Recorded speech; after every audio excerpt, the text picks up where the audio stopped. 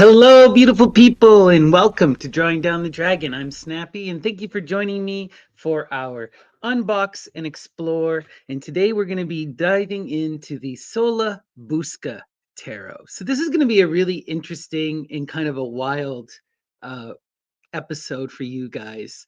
The Sola Busca Tarot is one of the most interesting and enigmatic tarot decks in all of the history of the tarot. It's something that I've been meaning to dive into for years now, but have never actually approached because, you know, it has this air to it. So, first of all, how did I first ever hear about this deck?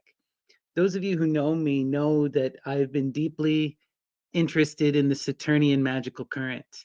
And anyone who does an exploration of this current will come across this deck and its connections to this Roman high magic and its connection to the god Saturn and to the cult of Saturn, right? And this is a really interesting and kind of a wild energy here that relates back to ancient Greece and ancient Rome. You know, Saturn Kronos is the lord of time. And what we're talking about here is time as the ion, as this force of transformation, and Saturn as the hidden god, as that Amon in the darkness, the voice in the darkness, right? That divine androgyne faunes, all this kind of wildness we're going to see in this deck. And it's going to get quite interesting. So before we actually open up the deck and explore it, um, first know that I've never actually used this deck. I've only ever read about it. And so this is going to be a new experience for me. And I want to begin with this by reading the introduction to a really incredible book that I've been going through, and it's called The Game of Saturn by Peter Mark Adams. And Adams is a uh, magical practitioner, a healer, and a scholar. And they have spent a lot of their life exploring the cult of Saturn. And they did this deep dive, this book. Sorry, that's the deck here, the Sola Busca deck that we're going to dive into in a moment. But let's bring this up. Oops. Here we go. This here is oh my gosh. Sorry guys, one second. Gotta love technology and my ability to use it. Here we go. So this is The Game of Saturn by Peter Mark Adams. And this is his long form study of the Sola Busca Tarot. And he does a dualistic approach as both a magical practitioner and a academic minded person. So this is also a scholarly work as well as it is an artistic work. It's a really interesting book that I highly recommend everyone check out. But before we open up the Sola Busca Tarot here and get into it for ourselves, I want us to read the introduction to the Game of Saturn, which is going to introduce us to the Sola Busca Tarot, and we'll get a feel for what this deck is about. So, the Sola Busca is the oldest complete tarocchi in existence. It is also one of the first to be produced using copper plate engraving, a fact that accounts for its high quality and fine detail. Dating from the late 15th century, it appears to have been commissioned by or for a Venetian patrician. It therefore offers a unique opportunity to explore certain heterodox and libertine currents within the culture of both Ferrarese and Venetian elite. At the height of Venice's wealth and power, the deck has been carefully preserved and handed down from generation to generation for over 5 centuries. It received its designation from the surnames of its last private owners, the Marquis Antoinette Busca and her husband Count Andre Sola Chiabatti. Purchased by the Italian Ministry of Culture and Heritage in 2009, it is now held at the Pinacoteca de Brera Art Gallery in Milan. Apart from its historical importance, the deck is significant on account of its intrinsic quality. A Renaissance masterwork, it is perhaps the finest tarocchi deck in conception and execution of this or any other age. The deck is also interesting for less obvious reasons. First and foremost, it is not what it represents itself to be. On the surface, the Trump appear to be distinct figures from the Republican era of Roman history, and the court cards key figures from the life and times of Alexander the Great. But as we will see, both of these explanations merely serve to disguise the deck's deeper layers of meaning. Uniquely for a Tarochi of this or any other age, its imagery makes no reference whatsoever to Christianity. Even the minimal reference of the traditional tarot theme of the Last Judgment is absent. Playing cards were first introduced into Europe from the Islamic world at an unknown date. The earliest documented evidence of their presence occurs in the 14th century. The cards are described as being composed of four suits: cups, polo sticks, swords, and discs. Each suit consisted of 10 numbered and 3 court cards. Taroki evolved from decks like this through the addition of a fifth suit of 22 trump cards. The word trump is derived from triumph, trionfo in Italian, and indicates one of the major sources of the imagery used in their design. Triumphs dating from ancient Rome were civic processions in honor of a successful general. I just want to pause here because this also goes back further. This relates to the triambus or the triambi, which is a type of Bacchic poetry in which you are celebrating not just a general, you're celebrating Dionysus as the general, in specifically his story of conquering India. So this is really interesting stuff here, right? Okay. So let's continue. In the Middle Ages, they were enacted to welcome visiting royalty and for major civic and religious festivities. These ideas were subsequently amplified by the addition of traditional themes, such as depictions of the cardinal and theological virtues, astral and mythological figures, and religious iconography. By the 15th century, the triumphal processions described in Dante's Commedia, Boccaccio's Amorosa Visione, and Petrarch's Trionfo increasingly appeared as themes in paintings. These representations added to the common stock of imagery to be drawn upon in the design of some of the earliest Tarocchi. The existence of these stock images helps to explain the uniformity of imagery that we see in Tarocchi across Europe. In this respect, however, the Sola Busca is quite idiosyncratic. For although the deck has the structure of a standard Tarocchi, 22 trump cards, 4 suits, each made up of 10 numbered cards and 4 court cards for a total of 78 cards, there all resemblance to any other Tarocchi begins and ends. Since the deck is divided into the 3 sections that characterize standard Tarocchi, trumps, court cards, and suit cards, we can briefly surmise the main features of each. Regarding the trumps, with the possible exception of 2 cards, none of them share any recognizable features, imagery, or symbolism with any other standard patterns of Tarocchi. Instead, for the most part, they depict male military figures dressed in armor and, in many cases, bearing arms. Each trump has been provided with a name. Some of these names are recognizable family names from Roman history. Others are completely unknown. But given the fact that certain Roman families dominated its political and military life for centuries, the names could relate to as many as a dozen different people spread over the course of 5 centuries. One of our tasks, therefore, is to try and see if we can narrow down which individual is being referred to by looking for any additional clues that the cards might have to offer. If we can isolate a specific individual, then look at their biography for further leads to explain their presence in the deck. Some of the named trumps cannot be located in any of the popular historical accounts of Roman history, such as Livy's History of Rome or Plutarch's Parallel Lives of the Greeks and Romans. This fact constitutes another puzzle. Who or what do these figures represent? The various actions the figures are engaged in are also puzzling. The scenes depicted on the trumps range from the obscure to the grotesque, from unintelligible ritual gestures to scenes depicting wounding, and decapitation. Excuse me.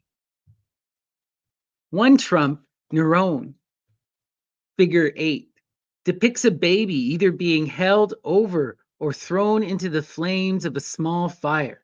What exactly is going on here?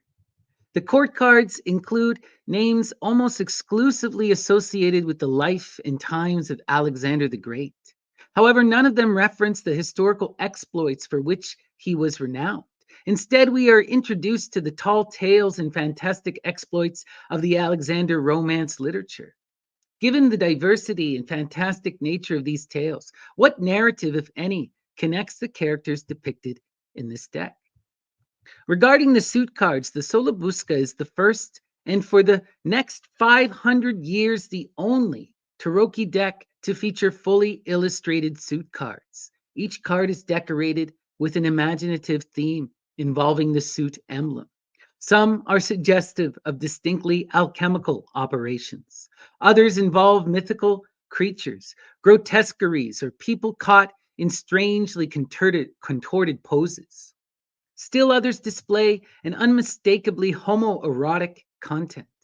On a historical note, photographs of the deck were displayed at the British Museum in 1907.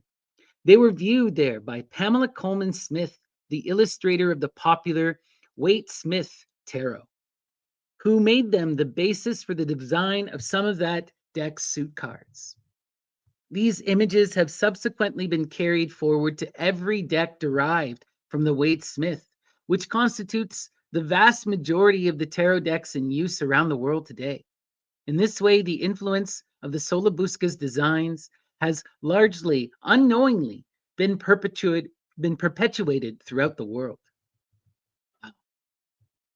This brief summary of some of the deck's main features does not throw any light on the deck's purpose, but it does allow us to form some conclusions about what the deck was not designed or used for. The deck's homoerotic imagery, its ambiguities of identity, and various gruesome scenes surely precluded its use either as an educational aid or a sumptuous wedding present.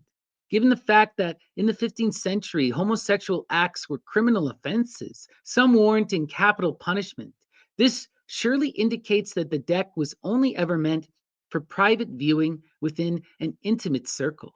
Finally, the deck's near perfect condition after some 500 years indicates that it was rarely, if ever, used for casual gaming. The only conclusion that we can draw from these facts is that if indeed the deck is a Taroki deck, it is utterly unique and needs to be approached on its own terms rather than by comparison with other historical decks, rather than working from established traditions of Taroki iconography. It is as though the deck's designer took a blank sheet of paper and started afresh to design a rich, complex artifact utilizing the broadest range of literary and historical sources. He then converted his design into unique images replete with linguistic puzzles and ambiguities, and ultimately created a deck of gaming cards. The primacy of literary and historical sources in the deck's design. Describing the deck as primarily inspired by literary and historical rather than artistic sources provides us with a distinct perspective and approach to the interpretation of its imagery.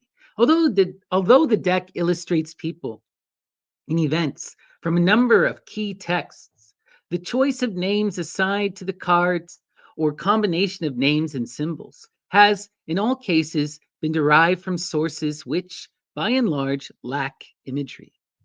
The literary nature of the deck is evidenced by the fact that it is possible to exchange many of the names assigned to both the trump and court cards with no loss of meaning whatsoever. In other words, the weight of reference within the deck is borne by the names assigned to the cards rather than their imagery, which in many cases appears to serve a purely decorative purpose. This general rule does not apply, however, to a relatively small number of cards whose symbolic content and assigned names form a synthesis directing us beyond their associated historical and literary narratives toward a deeper underlying worldview. And yet another distinct group of cards that appears to depict ritual action.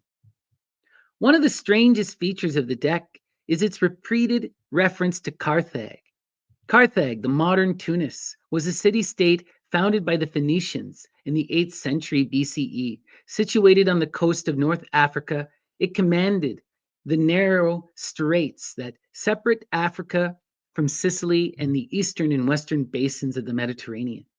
With Rome's continued southerly expansion into new territories, conflicts of interest soon evolved into all out warfare. In the 2nd to 3rd century BCE, Rome and Carthage engaged in a series of three major wars that inaugurated the Roman colonization of North Africa. Many of the names assigned to the historical Neoplatonic and magical texts. Many of the names assigned to the deck's trump cards appear to have been derived from Plutarch's Parallel Lives of the Greeks and Romans, a text that was also used extensively by Shakespeare as source material for his Roman plays, where Shakespeare selected characters whose narratives lent themselves to heroic dramatization. In comparison, the deck's choice of names, including marginal, unknown, and disreputable figures, is highly idiosyncratic. Indeed, certain cards appear to escape from any system of classification altogether. These facts alone should raise suspicion as to whether historicity was the determining factor behind their selection. But if it was not, how do we account for their presence? This popular material has been supplemented by ideas traceable to Plato's Timaeus, Cratylus, and Republic, as well as much more arcane astrological and Neoplatonic sources from late antiquity. These include Marcus Manilius' Astronomica, Porphyry's On the Cave of the Nymphs, and one of the key Neoplatonic theurgical and magical texts, the Chaldean Oracles, a collection of 2nd to 3rd century CE hexameter verses of obscure provenance. The oracles were nevertheless held in the highest esteem, fully the equal of Plato's Timaeus. So within the Neoplatonic tradition, that's because within the Neoplatonic tradition, these go all the way back into prehistory, into the ancient Pelasgian, right? This connects it to the Sibylline tradition and to the oracles that come all the way back to the original oracle at Delphi, right? So wild stuff here. Unlike many of the other sources referenced by the deck's designer, the oracles introduced a stream of practical, theurgical, and magical activity into the design of the deck's imagery. Finally, we can add the key text of Renaissance astromagic, the Picatrix, to an already rich mix. We will deal with these more obscure references as they rise in the course of our investigation. The Picatrix deals with like astrological magic and really, really essential text in the magical tradition. The existence of such learned references within the deck's imagery should alert us to be on the lookout for some deeper, richer layer of meaning than is apparent from the surface imagery. The design of the court cards is derived in large part from a long-standing popular storytelling tradition known as the Alexander Romance literature. It consisted of a collection of tall tales and fantastic exploits that grew up around the life of the historical Alexander the Great, even before his death in the 4th century BCE. These tales coalesced to form a unique oral tradition of interlocking stories narrated by professional storytellers throughout the Levant and Middle East. It was only much later that they evolved into a literary genre whose popularity spread across Europe and continued well into the 17th century, a span of some 2 millennia. The deck's designer has supplemented this material with additional narratives about Alexander the Great drawn from Plutarch's Life of Alexander, and morals as well as on Cicero's On Divination and Herodotus's histories. The deck is, in effect, the translation of a set of philosophical, historical, literary, and magical sources into a visual format. And it is for this reason that the deck lacks the distinctive imagery of conventional Tarocchi iconography. These facts strongly suggest that the deck's designer hailed from a background in Renaissance literary scholarship rather than the workmanlike disciplines of the Renaissance artist.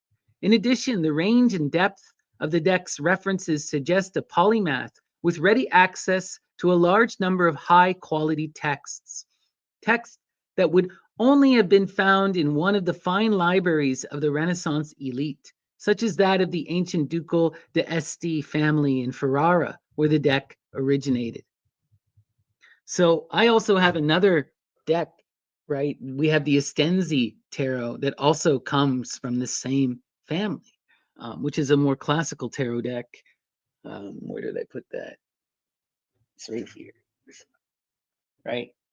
The Estensi tarot. But this deck, unlike the Sola Busca tarot, the Estensi tarot doesn't survive in its entirety. We only have a few images, and then this particular deck, most of the images are reconstructed based upon imagery that was found in their villa of this particular family. So really interesting stuff, all this kind of tarot, you know. But yeah, let's keep going here. The outcome of the unknown designer's research and the technical skill of his executor was a masterwork of Renaissance craftsmanship. But given the time, money, and ingenuity expended on its creation, the deck clearly served some important purpose. But if so, what was it? Was it merely a rich man's folly, the product of eccentric scholarship and the wealth necessary to realize it in this elaborate form? It is not possible to dismiss the deck quite so easily. There are six main reasons for suspecting that it served a deeper purpose. Firstly, the cards took considerable time and expense to design, create, and decorate. We know that their production took place in Ferrara and that the client was a Venetian patrician between 1482 and 1484. Ferrara and Venice had been involved in a debilitating war. In the post war environment, anti Venetian feelings were running high. Tense diplomatic negotiations were ongoing in the years leading up to the supposed year of the deck's completion in 1491. We need to interrogate this historical background before we casually assign a reason for the deck's existence. Secondly, as we noted, the explanation that the trumps depict illustrious Romans does not stand up to scrutiny. Even a cursory glance at Roman history reveals that there are major omissions amongst the historical figures. And some of the figures who are identifiable in Roman history are not illustrious at all. In fact, quite the reverse. Others cannot be located in any history of Rome, while some are not even Roman, let alone illustrious.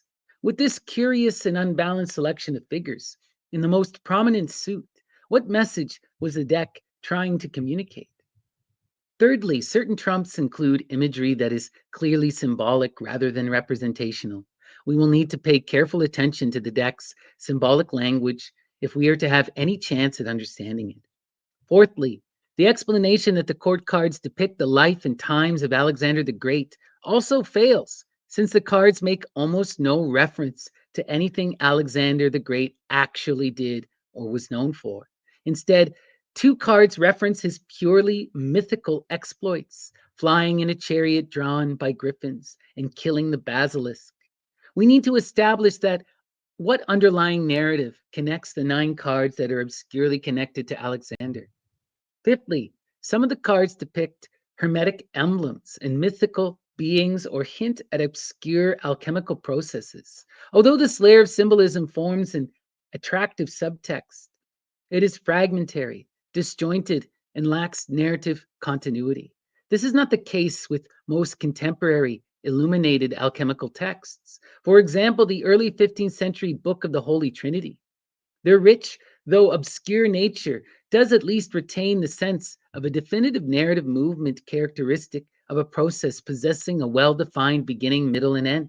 There is therefore a possibility that some portion of the deck's symbolic richness was included to hint at the existence of some deeper layer of meaning, whilst at the same time deflecting attention away from its precise nature.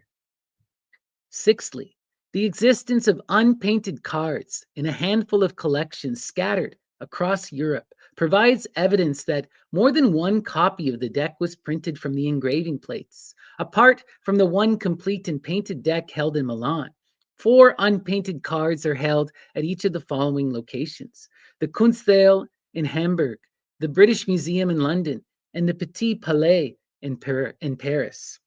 A further 23 unpainted cards are held by the Albertina Museum in Vienna.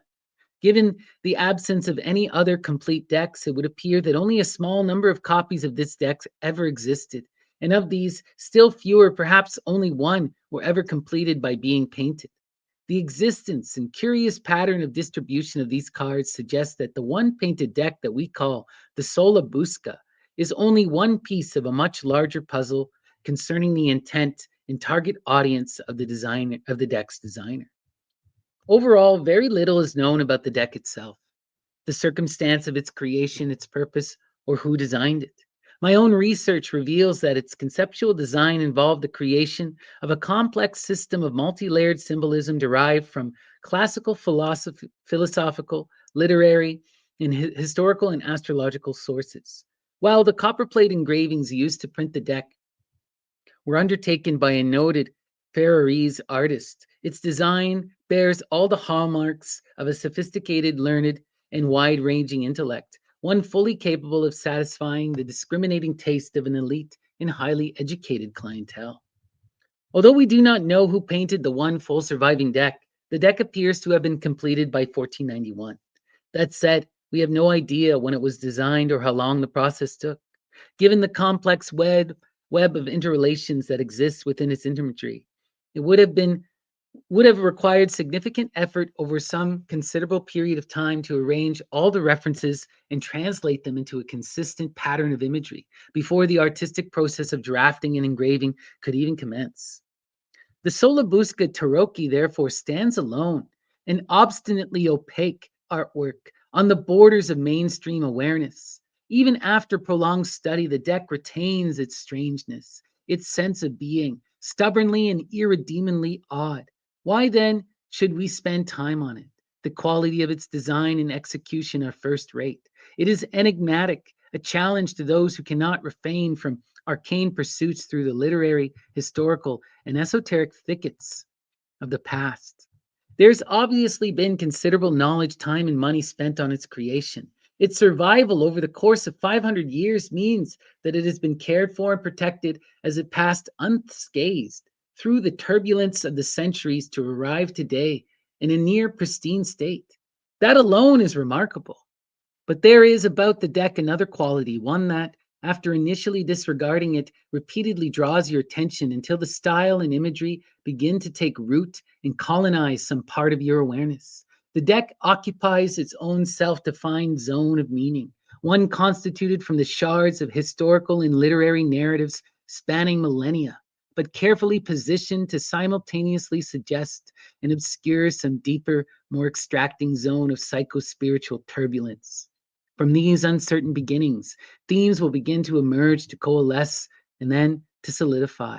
Slowly, the treasure box will open a little and begin to divulge its secrets. This book is a treasure hunt through the multifolds and blinds of this Renaissance masterwork. Too late, you may at some point begin to realize that this treasure casket is, in fact, Pandora's box. How fun, eh? Great writer, Peter Mark Adams. I highly recommend their work. Worth digging into. I've yet to finish this particular book. I may do a deep dive on it for a Searching for Dragons episode with my dear friend Graham, because it deserves a further look. But today we're going to have some fun and we're going to just explore and enjoy the Sola Busca Tarot. So my plan now is to simply go through and and explore all of the cards in the deck and everything that we've got here. So there we go. Let me get this set up. All right. So we got our Sola Busca Tarot. So a masterpiece of late 15th century Renaissance magic of unknown and mysterious origin. Let's take a look. And this is because this is a public domain deck, right? There are many, many different versions, and this is the one that is brought to us by Los Scarabeo. And Los Scarabeo is one of the largest, if not the largest, of the tarot companies in the world. Really high quality version of this particular deck here, coming in this amazing box. This was a gift from my dear friend Gandhi and Melly, so shout out to them for sending this to me to open on the channel. So let's crack this open and take a look. The Sola Busca. Okay. Oh, wow. What an interesting little box here. And you get this at the back, and it even pops up. How interesting. Wow.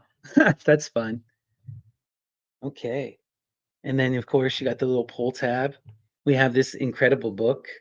Okay. They gave us a quite the little introduction here of all of the different card. Okay. So we'll have to read some of this then as well and see what they tell us about each of the meanings. But a nice high quality book. Okay. And we have the deck proper here. All right. Quite nice, quite nice.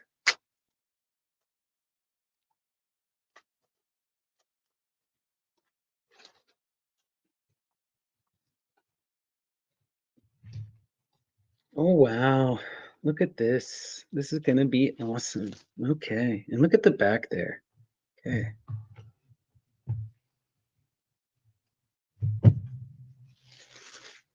Beautiful, beautiful deck. Oh, wow. Amazing. Okay. So this is all the swag that we've got in here.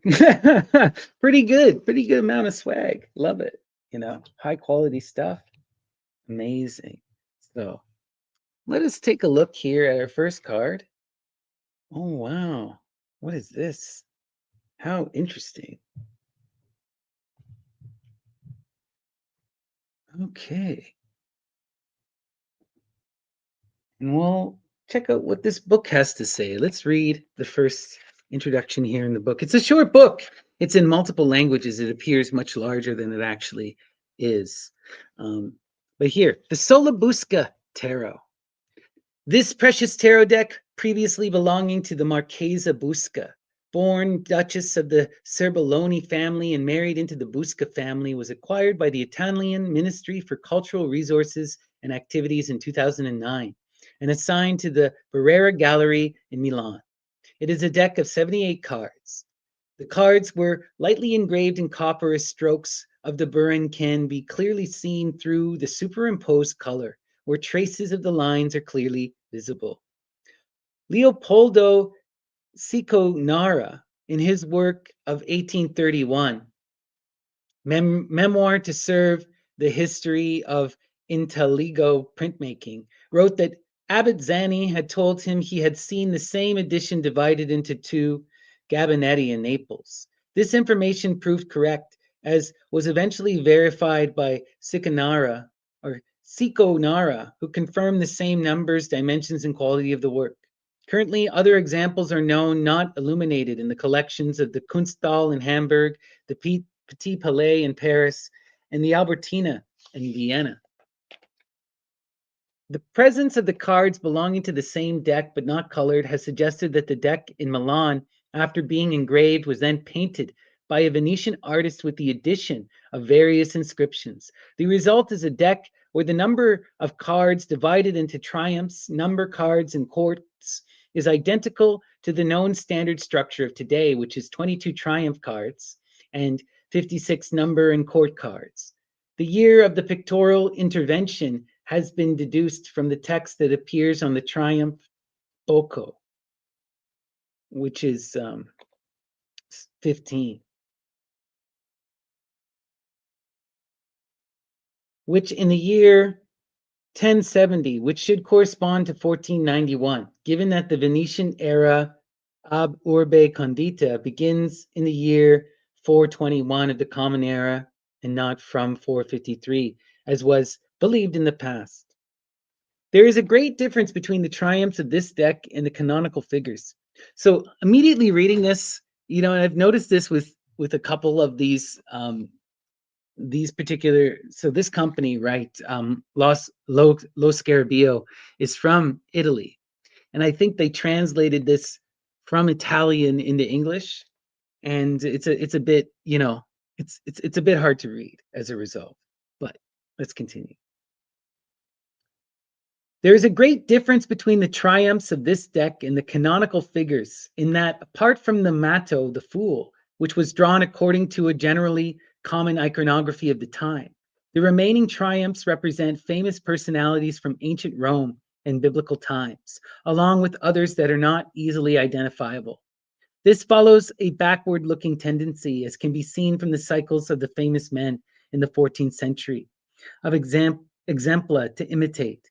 Among the ancient Romans, there is Mario, probably Caius Marius, trump 3, Dio Tarvo. Oh, so they're going through all of these different characters. Diotarus, which is 6, Neron, i.e. Nero, which is 8, Catone, which is Cato the Younger, or which is 8, sorry, and Nerona 7, and Bocco. All in all, probably Bocchus, king of Mauritania. Among the other historical personalities described in the Bible, Nenbroto 20 can be recognized of Nembroto, an alternative name for Nimrod, and Nabvocondenasor is Nebuchadnezzar, which is the 21. Oh, interesting. Meanwhile, the others, according to the art historians at the Barrera Gallery, have uncertain identities, including Postvimeo, Catvlo, Sesto, Tvilo, Carbone, Metello. So they're still arguing among all of these different figures what exactly these characters are. For these historians, as they wrote in the exhibition catalog, every attempt to reach a correct identification remains destined to fail until a full analysis of the classical sources and the medieval compendiums available from the 1400s is undertaken in relation to the individual personages. Wow, so quite the heavy undertaking needs to be done before you can be certain who many of these characters are. They seem to be very obscure characters or characters who have common names, which makes things difficult. Regarding the court cards, the role of the King of Swords is assigned to Alexander the Great, while in other cards, various famous persons can be found, such as King Philip, right, the father of Alexander, on the card of the King of Coins. Helen of Troy is the Queen of Coins, and Olympia, mother of Alexander, is the Queen of Swords. The court cards are based on medieval romances that drew parallels between figures of the Trojan War and others from the life of Alexander. The iconography of the number cards has left room for various interpretations. One of these is proposed by the scholars of the Barrera and is based in part on the descriptions of alchemical procedures. However, other experts have hypothesized a different interpretation, explaining them as an expression of moral Christian teachings. With a view to parity, both versions are reported here. So, even though this deck lacks any distinct or overt Christian iconography, there's still a tradition of interpreting this through a distinctly Christian lens. And we're going to get to see that particular form of interpretation here. That's interesting.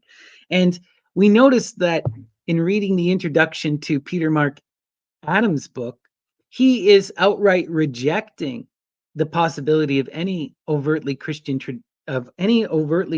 interpretation being the main interpretive force of this deck, right? He seems to be arguing for some kind of magical ritualistic interpretation, which would make sense. You know, he seems to have it as a product of that war between Venice and as this, Saturnian magic designed to empower and defend oneself, right? Really interesting, but let's continue. The inclusion of these cards within a description of an alchemical process can be justified from the existence in Italy of important manuscripts in which 14 texts are gathered that are attributed to Hermes Trismegistus, the mythical inventor of alchemy. So this is something I've discussed a lot on the tarot, or a lot on the channel, but the Renaissance was a wild time for so much magic. And one of the big reasons for this is the translation of the works of Hermes Trismegistus. And this was seen as paramount, you know. In our modern times, we have dismissed Hermes as an actual figure, even though he exists as sort of a literary figure or as a pseudonym for many, many different authors.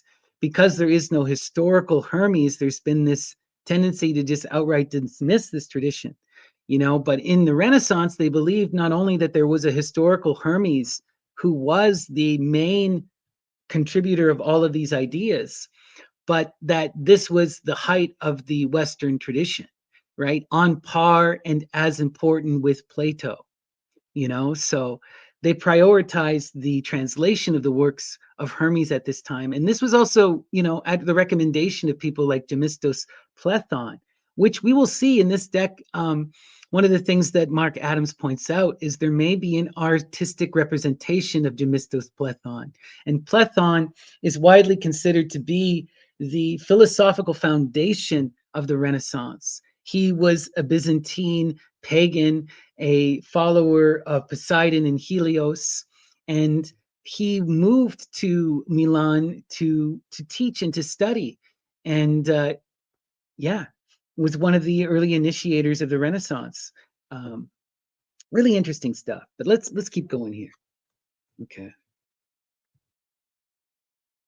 As alchemy aims towards the creation of gold through the purification of base metals, the philosophical speculations that this practice implies are of great interest. The purification of the soul via the liberation of earthly desires as symbolized by the base metals. Furthermore, as the structure of the tarot and the 22 trumps expresses, as we know today, the Christian mystical staircase, yet another way of teaching man the awareness of his own divinity according to another reading of the cards. In this case, alchemical, these interpretations appear more than acceptable.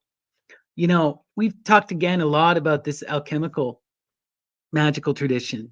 And it has so many parallels in earlier magical forms, right? There's a clear element of Gnosticism in the alchemical tradition.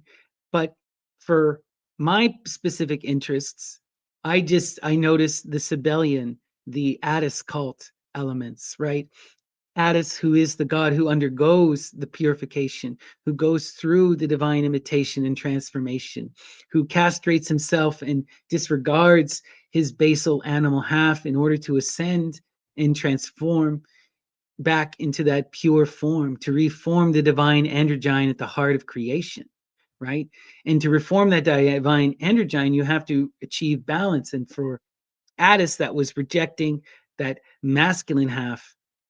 Wild, wild stuff, but we see this reflected in alchemy. You know, we have the tradition of the Rebbe, which is a clear depiction of the divine androgyne, you know, and the philosopher's stone leads to that reformation. And the philosopher's stone, in many ways, is the Orphic egg from which this perfected being is born, right? Before his desire, that desire for the other, that desire for knowledge, that lust breaks him apart, right? That cosmogonic eros that causes both the heating of the egg and the shattering of that egg, you know? But yeah, all of this kind of wild alchemical stuff is clearly apparent in all of the tarot, and it makes its way into the Christian tradition as well, you know? The Christians adapted, and for that reason, it continues to survive in much of the Christian occult traditions as well. So, you know, we got this pagan Christian kind of through line, and it's hard to see where one ends and one begins because they're both pulling from a very similar idea. It's just that within the more pagan conceptions of this, we don't have an ultimate rejection of reality. And we don't have this idea of an immortality, you know, in the Attis version, right? That is implied in the Christian one. You know, there isn't this, and even in the Gnostics, right? There isn't that absolute rejection. It's interesting though. Um, But again, it's hard for us to even know because I mean, only in the surviving literature is it so. But yeah, let's continue. Okay. Alchemy also extends to the pursuit of the lapis philosophorum, the philosopher's stone, and the elixir via the process of transforming matter, beginning from gold and silver. Besides being a state of perfection, it would have proved to be the medicine capable of guaranteeing a long life, right? We know this, the ambrosia, right? This, the soma. This is a theme throughout so much of the mystical world. Um, This is mirrored in that yearning for immortality felt by Alexander the Great and attributed to all the individuals described in the triumphs and the court cards. Following on from this conjecture, the Brera scholars saw in the cards of coins a collection of silver florins. From their transport, the 3 of coins, up to their hoarding, the 10 of coins. In the cups, and specifically the 10, is the image of Hermes Trismegistus. The turban on his head is connected to a watercolor effigy of him present in the book Secreta Secretorum Philosophorum, debatable to 1470. The baton cards, or the wand cards, would be a reference to the relationship between the opus alchemicum and agriculture. For example, the 3 illustrated with a head pierced with 3 batons expresses the necessity for secrecy in transmitting alchemical knowledge. This is also symbolized with the person's mouth being closed by a garland and with 2 eagle wings placed on either side of his head. Symbols of the Mercury of the philosophers, taking the 3 again as reference, this time of swords. The heart is its representative, is purposed as a symbol of fire, a vital component of alchemical procedures, while the 3 of swords expresses again the 3 metals described in reference to the 3 batons. Okay, so they're really going for this alchemical process for the reading of the cards, and that'll be interesting when we explore them to see what they're getting at here.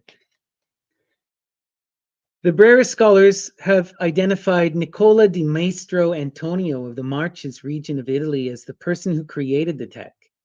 Oh, so the people in the Brera school have an idea of who they believe created it. Nicola di Maestro Antonio. He was trained in Padua in the style of Squarcione and is documented from 1465 until 1511.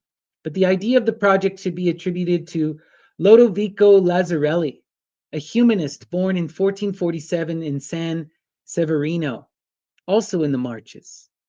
He was very close to the Hermetic culture of that time, other than the inscription MS added to the aces and other cards. Okay. The same scholars believe that the possible commissioning of the extra work done could be ascribed to a Venetian man of letters named Marino Tenuto the Younger. Other authorities nonetheless disagree with what has been hypothesized by Laura Nicolini, curator of the exhibition of the Brera catalog, and by Sofia De Vincenzo, to whom she makes occasional reference. For Michael Howard, former philosophy professor at the State University of New York in Albany, Nicolini's alchemical vision obscures other ways in which the cards can probably be interpreted. The face of a bearded man with a hat, perhaps a turban, surrounded by 10 cups, does not necessarily mean it is Trismegistus, right? So some people say it's Trismegistus, right? And this guy's saying it may be a Sephardic Jewish moneylender and merchants who were numerous in Italy during that period who also had a similar appearance. When we get to that card, that's the card I had mentioned that Peter Mark Adams believes is a reference to Gemistos Plethon and his only surviving picture. And we'll look at that when we get there, but it's interesting, you know. The fact that his face shows a certain diffidence suggests, if indeed he's surrounded by riches, that he is thinking of the danger of losing these riches at any moment. And to me, that definitely describes Plethon, because Plethon was terrified that the church was going to come and kill him and burn his books. And one of his big reason for coming to Italy and for working with the Italians was in order to preserve this Renaissance knowledge, in order to preserve this Greco-pagan knowledge in the Renaissance. because he was certain they were going to destroy it. And it came to light. That's what happened. After Plethon died, all of his works back home in Byzantium were destroyed. And the only things that survived were the ones that were protected within these Italian families, you know? So interesting. As for the number three cards, the number is more commonly associated with the Holy Trinity. For example, the three batons go through the head of a child. In that same card, have nothing in common with the alchemical illustrations of metals, but rather suggest the nails that were driven into the flesh of Christ in the three upper parts of the cross. The wings and the garland of victory, meanwhile, express the child's future ascension. As for secrets, the alchemists did not denote them with a metallic pin in the mouth, but with a finger on the lips. The pivot could be there simply to support the garland. In any case, the Christ child did have a secret, that of the choice of his death. Venetian art at the time often showed the Christ child held by a sad Madonna, as if she already knew the destiny of her son. Now, they keep wanting to go to this Christian idea, right? And they're going to that idea because of this child. But, we can easily see that child not as, you know, not as Christ the child, but we can see it as Plutus, right? The Roman Plutus, which is the child of Demeter, Inachus, right? The child to come, Harpocrates, right? And this is a huge magical thing. And the pin in the mouth, right? This signifies Hippocrates again. We also get the shushing too. Like, the mouth being sealed is a really interesting thing. I'm going to have to dive deeper into some of this wildness, see what Peter Mark Adams has to say. I haven't gotten through the whole text yet. So, yeah, let's continue. But a Christian orientation, continues Professor Howard, is best demonstrated in the Three of Swords. As the alchemical illustrations do not show flames or other items that corroborate the indications of the Barrera scholars that the Three of Swords, as their positions, could represent gold, silver, and mercury, exposed to the flames of an alchemical process. It is therefore necessary to consider the contrary, that the image of rays that pierced the heart of the believer was quite usual in Italian art between the end of the 14th and the 15th centuries. A point of reference can be found in a passage from the Confessions of St. Augustine. You have pierced our heart with the arrows of your love. Some painters depicted Augustine showing his heart pierced by rays emanating from a vision of the crucifixion. Filippo Lippi painted him with his chest pierced by three rays emanating from a vision of the Trinity. It therefore seems more probable that the cards make reference to this tradition. If this scene could invite an alchemical tradition, affirms Howard, a theological derivation also exists. What impact do the three components of the Trinity express on the human heart? The severity of the Father is mediated by the Holy Spirit that descends on Jesus at the moment of the baptism, determining the redemption of humanity through the sacrifice of his Son. This progression could be considered with the negrito as the blackness of sin, the albedo, the whiteness of the dove, and the rubetto as the red Christ's blood. Each stage pierces the heart in its own way, finalized in salvation, represented by the garland. We can therefore hypothesize a Christian interpretation that uses alchemical images, so-called spiritual alchemy, rather than a simple description of transformation of metallic materials. But the transmission of metallic materials is not that simple. I don't know if I like this just purely Christian tradition.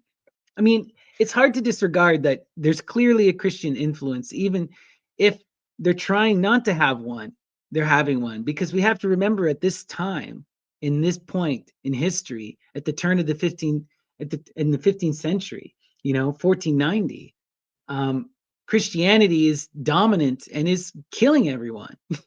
What I want to know is what this guy thinks about all the homosexual imagery that we see in the deck, about the child sacrifice imagery, right? Let's continue. Wow. The Sola family gave photographs of the deck to the British Museum in 1907.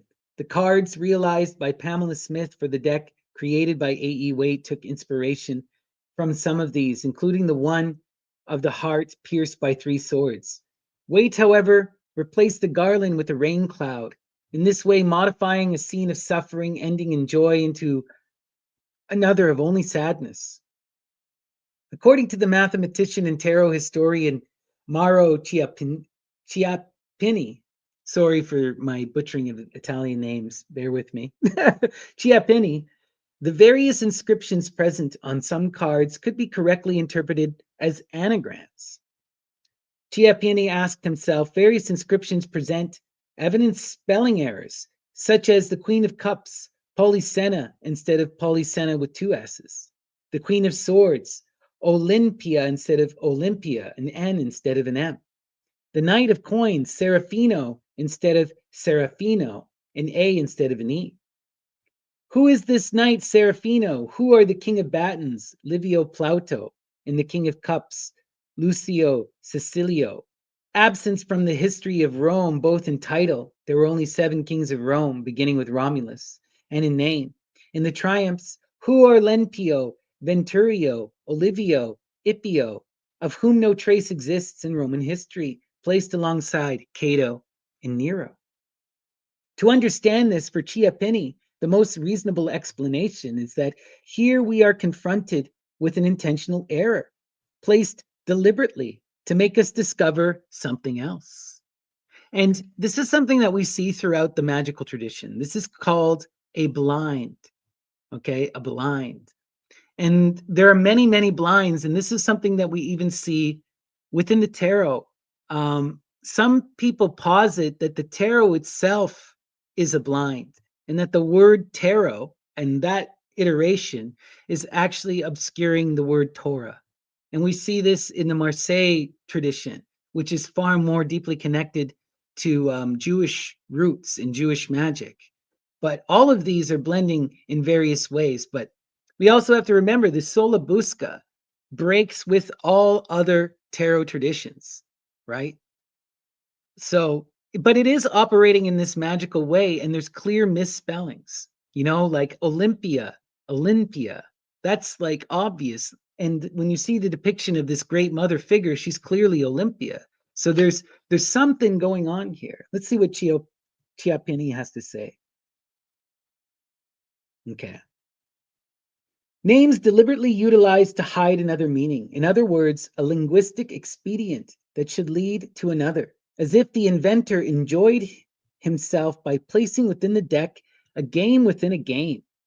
In those times, among techniques of this kind, other than the notarikon, the acrostic, or the gematria of Jewish origin that assigned a numerical value to each word, the anagram was used.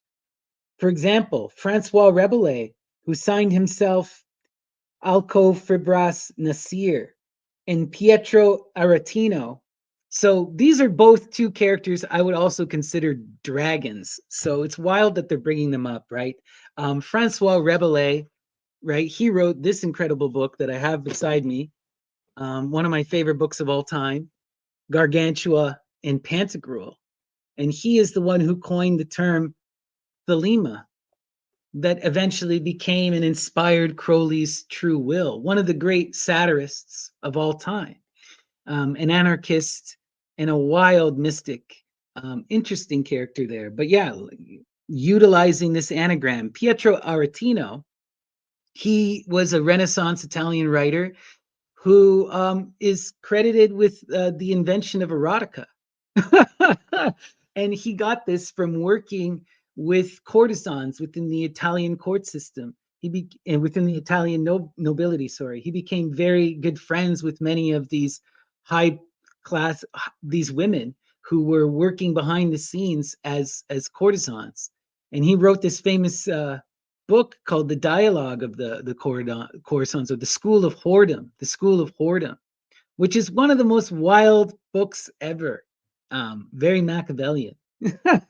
But he would sign himself as Partenio Etiro, or just two among many examples that could be cited.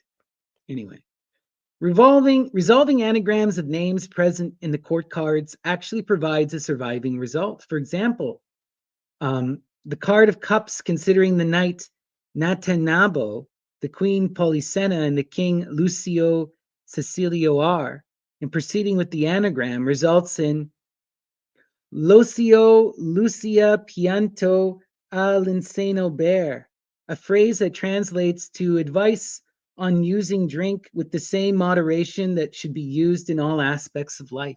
Okay, you cannot tell me that that isn't really there. Holy shit. When you rearrange the names of the Court of Cups, it tells you to drink in moderation. Now that is interesting. Applying the same procedure to swords, batons, and coins, Chiappini attuned coherent phrases responding again to moral values. Fundamental to understanding. So again, there's each of these court cards represents this pursuit of some kind of moral, virtuous ambition. That's interesting. Fundamental to understanding a different designer for the deck than the one attested by the curators of the Barara are the phrases that are found on the Ace of Coins. So translating from the Italian, he who perseveres reaches his goal. Now, that is such a magical phrase, right? This immediately makes me think of Crowley, right? And his alchemical name is Perturabo, I will endure, right? We also see this in the figure of Lady Babylon and Medea. They're known as that embodiment of endurance, that will to continue to build the tower in spite of it continuously falling, right? Wild, wild, wild stuff. Okay. Which borders the shield, supported by an angel with raised arms, and the words Trahor Fatis, I yield to fate. I yield to fate. Wow. And that to me is all about Fortuna. Put on a scroll supported by another small angel below on the left by making anagrams of the two phrases. So then this guy combines the two phrases to make an anagram, and he gets, I did this work for Reno Pisecci, Venetian. What? The anonymous Venetian painter who added the inscriptions to the original deck, besides lamenting the work he was commissioned to do, it was more an artisanal job than an artistic one, indicates here the name of his employer. It is Reno, a diminutive of Ettore and Fieschi, the noble Genoese Fieschi family. The grandfather, his namesake, was Ettore Fieschi, who tried to pacify the parties in the famous conspiracy of 1547, promoted by Gianluigi Fieschi against Andrea Doria in the Genoese Republic. The fact that the Fieschi family attached themselves to the Venetian nobility is nothing exceptional. Other Genoese families had done the same in the past, among those the Cibo family, and had obtained the same benefits. Among the many Ettore Fieschi's present in the genealogical tree of the Genoese line, the Reno in question here had taken a wife of the Genoese nobility, a certain Tomasina Spinola, known as Messina Spinola, on the Ace of Swords. Batons and cups appears the two capital letters M and S. These are the initials of his wife that her husband wished engraved on the cards, like the trademark of a family business. This is further enhanced by the colors used on the coat of the arms that can be found on the shield of the Bocco, and also present on the Ace of Swords on the shield of Mario. The coat of arms of the Spinola family is in gold with central squares in red and silver. The same colors can be found on the cards with the variations of the crosswise sash that belongs to the Fieschi coat of arms. The historian Chiappini does not believe, therefore, that the initials MS refer to the Venetian man of letters Marino Sanudo, nor to the Ferrari's miniaturist at the end of the 1400s, Mattia Cervanti di Casandola, as the iconographer Hind presumably had assumed. The marriage between Reno Fieschi and Messina Spinola occurred in 1584. The cards, therefore, were produced from that date onward, not prior. Otherwise, there would be no logic in using the two initials of Messina Spinola. Nevertheless, in order to determine the probable date of their production, there appears the faithful inscription on the shield of Bocco.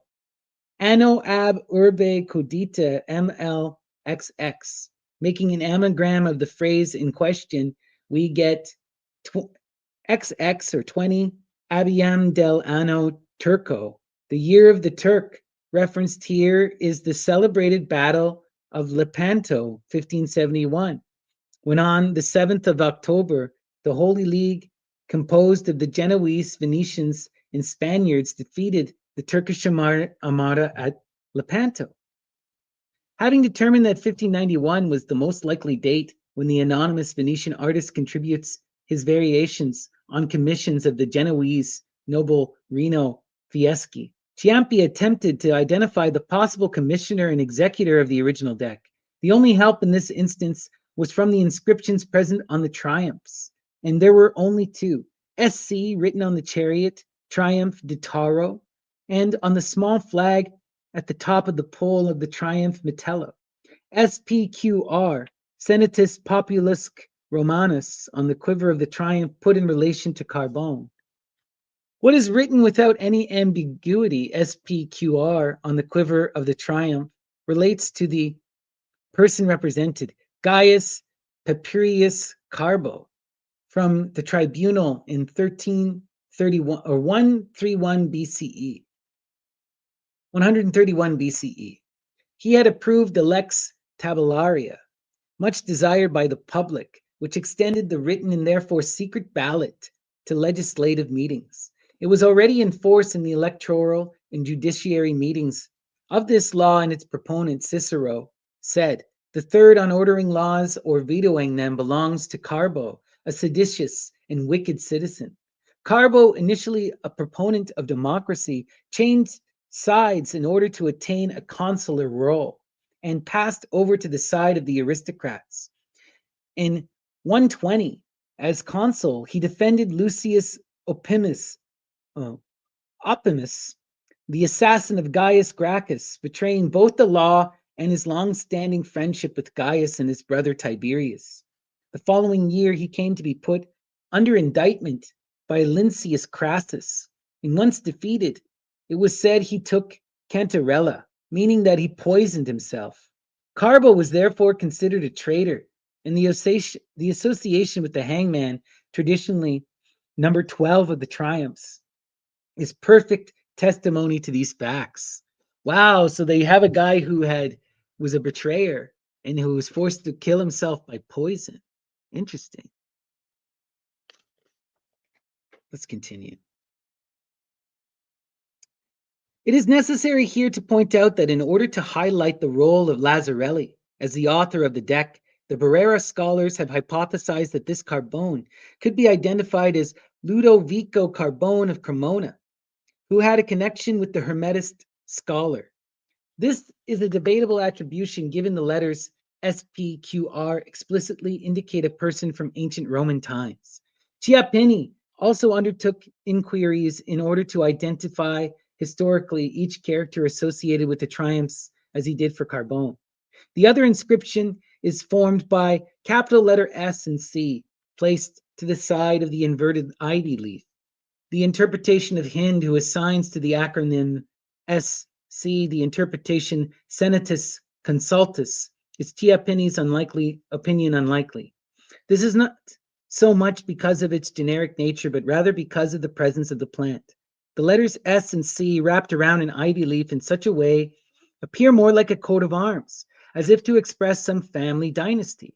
If the mark on the card did not make reference to some family, without doubt, it would allude to whoever commissioned the work, who in turn would possess at least two characteristics. Above all, they would have acquired a certain social standing, as it was always a prerogative of the nobility to have a tarot made for them of the particular cost and value. Secondly, the geographical area in question must have been Lombardy. Based on the research done by Chiappini regarding the numbers attributed to each triumph, he concluded that their order coincided with that of the Lombard tarot. This evaluation concludes with what we will see in the following. We must at this point ask whether in the second half of the 16th century there existed in Lombardy a noble family who had the possibility and above all the rank necessary to commission a work of this type. Secondly, it is necessary to verify the possible relation between the name of the acronym SC wrapped around the ivy leaf on the chariot of, De Otaro. Indeed, this family does exist, and it is precisely the Busca family, who in the second half of the 1500s figured among the oldest and noblest of families of Pavia and Milan. The Busca family's origins can be traced back to the 12th century. From one of their earliest ancestors, a certain Raimondo Busca, can be traced the origin of the lords of Cossano Belbo, a town in the province of Cuneo, and had as their probable coat of arms an ivy leaf wrapped with an S and a C. The middle letters of the surname Busca. Even today, the coat of arms of Cossana Belbo has an inverted ivy leaf where instead of the S and C, there are the letters C and B, the initials of the city. Wow. Chiappini's investigations have also proved that in the middle of the 1500s, a noble family named Busca was resident in Pavia and Milan, and their Piedmont ancestors had a coat of arms with an ivy leaf with the entwined letters S and C, the same as on the triumphs. It therefore seems plausible that it was this family who commissioned the cards in question. Also, in light of the fact that one of its descendants married a member of the Sola family, which then, following the extinction of the Busca, was the sole possessor of this tarot deck. From these historical findings, a completely different attitude from that proposed by the Barrera scholars is evident. Regarding the identities of the personages of the triumphs, all of them except for the fool can be placed in ancient times, with references to the indications made by Chiappini. So that's really interesting because, it seems like what we're getting at is we have a purely Christian interpretation, which I think that we can safely kind of put on the side because I don't see a pure Christian interpretation of this, even though I think it is fair to assume that there is a heavy Christian influence, even if it is in the negative. The other ideas are that this is a deck that is of a purely alchemical nature that was connected to the Hermetic Renaissance schools. Now, this seems to be a pretty strong idea in many ways, right? This is also what Peter Mark Adams gets at, though his version is different than the Briard school. And then on top of that, we have this historical analysis, which says that this isn't just a purely alchemical text. Many of these characters are from ancient Rome and they represent these Roman figures. And we have this connection to this Busca family, taking it out of Italy into Lombardy. And we have all of this kind of, it looks like it was a marriage gift,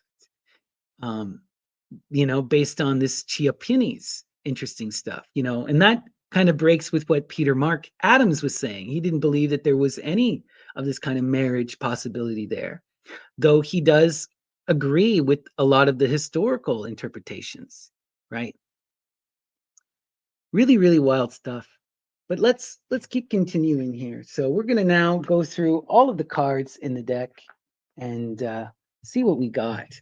So we first want to start out with the Fool, the 0. I'm just trying to figure out who is who in this particular deck. Okay. So yeah, we're starting from this way. Okay. So we got the Fool here. So here we have our Fool. So first off, what do I immediately notice about this particular Fool? We have the idea of the Fool as the primordial cosmic air, right? Crowley calls the Fool the windbag. And here you have him playing this bagpipe instrument, which is really quite interesting. So that's clearly this idea of this elemental air. We also got, which is really cool here, the boots, the boots. And these leather booties immediately connect him to Dionysus, right? Because Dionysus is the one who wears the high leather boots and is the one who plays on the bagpipe. The red cloth is quite interesting. The red has a specific kind of magical interpretation. Also, we've got this vine right? The rising vine, and then we have the dying tree. You know, Dionysus is the dying and rising god. And this is pretty well established iconography, which is why I can immediately pick it apart, because this similar imagery occurs across all of the tarot decks, right? But this is where now we see the Sola Busca diverge. After this, the Sola Busca is in its own realm, not related to the standard tarot. So let's see what the book has to say here about the Fool card. Matto, Triumph Zero. Here we offer our iconog our iconological interpretation, our iconographical interpretation. The card has on it the Arabic numeral 0 in the form of an empty circle, perhaps suggesting the nullity of his brain. Well, okay, so first off, in many of the tarot decks, right, the earliest tarot decks, the Fool is the Mott, right? And or he is in some of them the idiotes. So when we're talking about this idea of the fool, we are talking about of someone who is without a care in their mind, specifically without the weight of culture, who is not invested in public life. And idiotes in the Greek was someone who was removed from public life, right? This is also a chthonic thing. It relates to the wilderness, to the people who lived outside the city, right? So interesting stuff. Okay. And of course, the 0, right? This is the idea of, you know, in the classical tarot that we get, like in Crowley's interpretation, in the Golden Dawn interpretation, right? The hero is the idea of 0 equals 2, right? It's the absurdity of nothing becoming the multiplicity, right? It's that self-created energy, right? We have this idea of the perfected divine, the unity, the one, the fool, the Dionysus, the Phanes, the Zagreus, but this image is immediately ripped apart by its desire, right? And we see that so often in various versions of the story, right? With the classical Orphic Phanes, it's the force of Eros itself, right? That heats up the Orphic egg, that causes the egg to crack, and then that drives Phanes to rip himself apart. In the later stories, we have Zagreus, right, as the child who is seated on the throne of Zeus, who then is falls prey to the distractions of the Titans. He decides to go play with the toys, you know, and he falls into creation. We of course have the story of Attis, which is also of Dionysus. These are twin energies.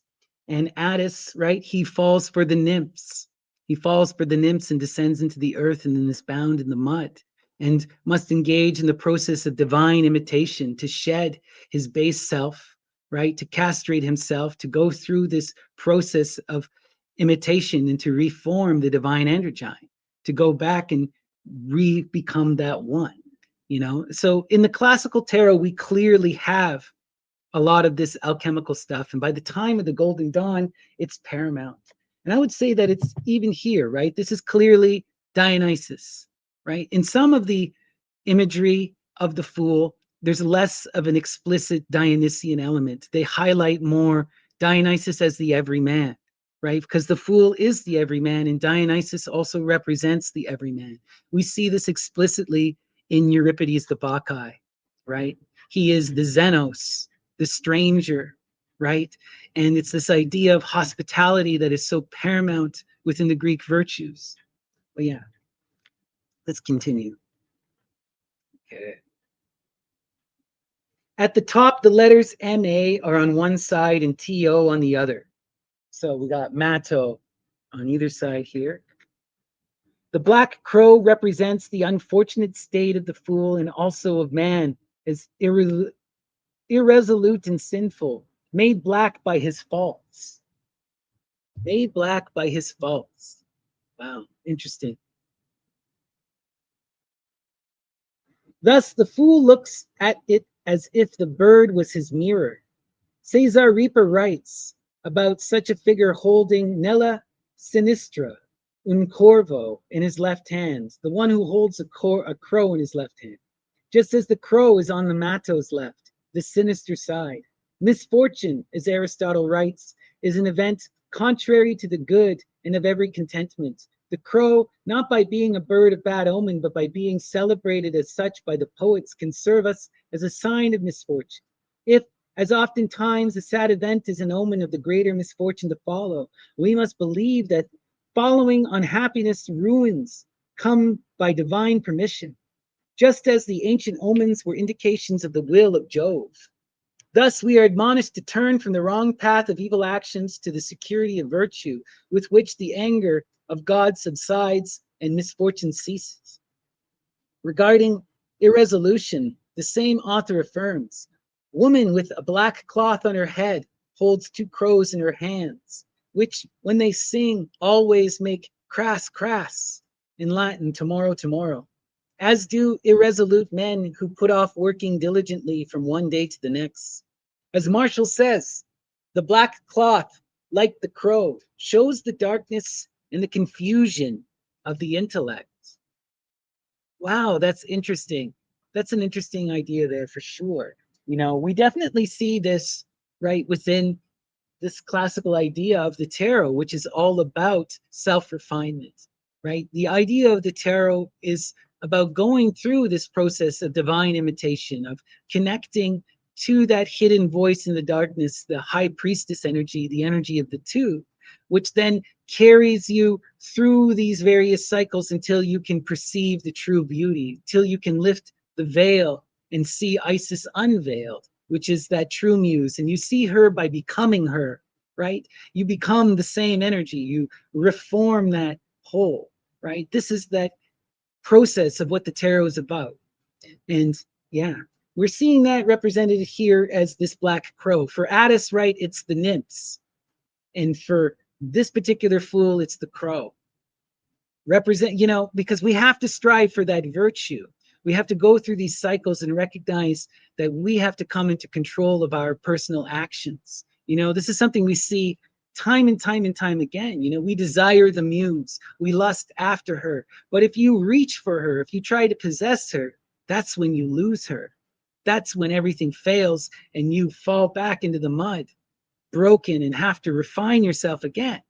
Can you approach her and let her come to you, right? Wild energy. Let's continue. Okay. One must bear in mind that the church long considered the fool to be the insapiens mentioned in Psalms 52. The fool has said in his heart, there is no God. The fool has said in their heart, there is no God. So there is this Christian element here, right? The fool, right, believes that there is no God. But this is also a paradox because the fool is God. And this is again taking us to Dionysus and the everyman idea, right? We are all Attis. We are all Faunis ripped apart, trying to reassemble and to reconnect, to rise to the throne and to achieve that ionic realization, right? To reform the ion in that moment and to recognize that empowered supreme will, right? Let's continue. Okay. The bagpipe that the fool is playing is a pastoral instrument, right? Again, connecting to Dionysus, to this tradition of being in the pastures, in outside of the city, in the wilderness, to Pan, you know, to have been used in ancient time by the Seleni, of course, right? The Seleni, which are satyrs who are followers of Dionysus, wild and lascivious creatures. The instrument was therefore considered to be diabolical, like all the woodwind family. I never knew that. Apparently, flutes are diabolical. You know, I know that in the Islamic tradition, anything that isn't like a percussive instrument is considered diabolical. They don't like strings. They don't, you know. Anyway, let's continue. This diabolical symbolism associated with wind instruments, pipe and bagpipe, in contrast to celestial string instruments, shows the negative character of the card. There might also have been an association to the word folly in Latin, meaning sack or bellows. So A fall might be a bag of air, right? Nothing, nonsense, right? The bag of air. But it's also, we got to remember that this sack also, in a lot of the Fool cards, you'll see him carrying the backpack, right? The wallet is what you'll see it referred to in classic literature. And this has become associated with the hobo in modern times, but originally this was the sign of the cynic. This is what signified a signet. A cynic was that you gave up all your possessions except for that which you could hold in your knapsack, right? That which you could hold on your staff that you carried with you. You were only allowed the knapsack and one robe, right? So it's also showing him to be in this energy of like, not non-desire, beyond that kind of thing. Okay.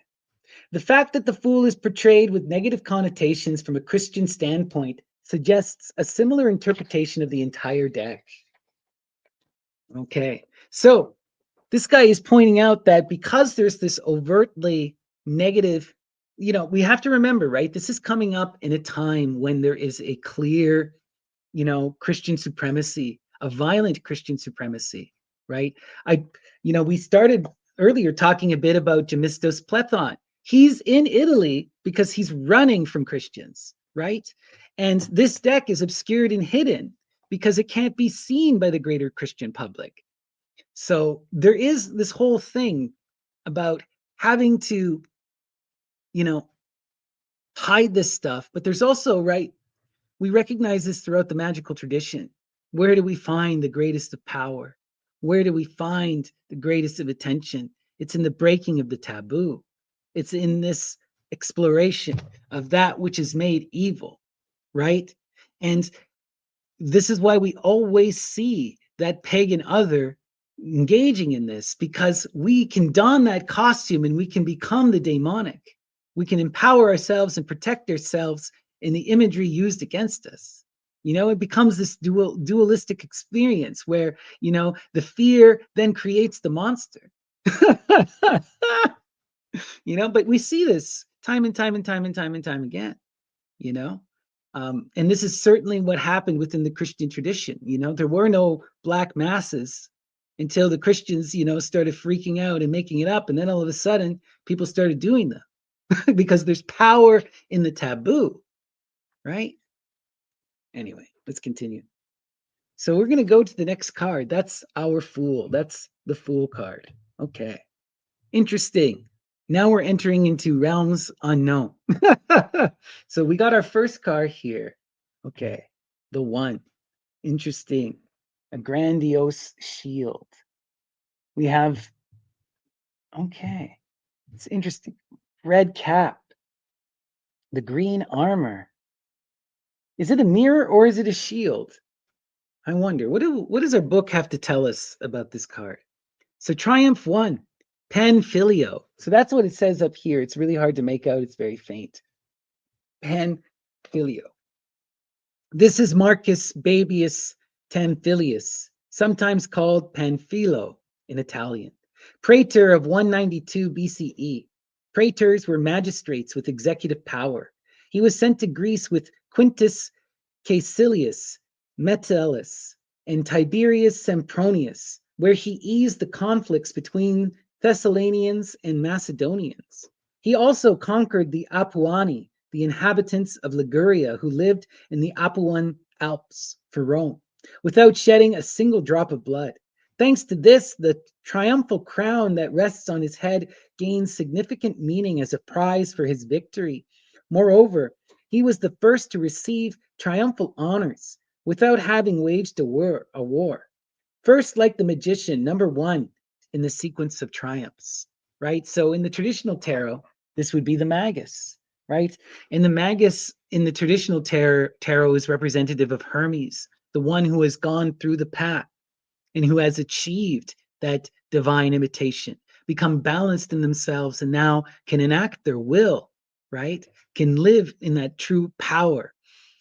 This is interesting, though, because we get away from that. This takes us into a Roman figure, someone who, part of the power of all of these, of the tarot, right, is about connecting us to the mythic and to the symbolic. And we always have to understand that these images are about imparting in us a certain kind of mythopoetic framework, a philosophical understanding. And this deck was constructed with a very specific idea and image in mind, one that is foreign to us, but would have been understood to those who engaged in this or would be learning through this, right?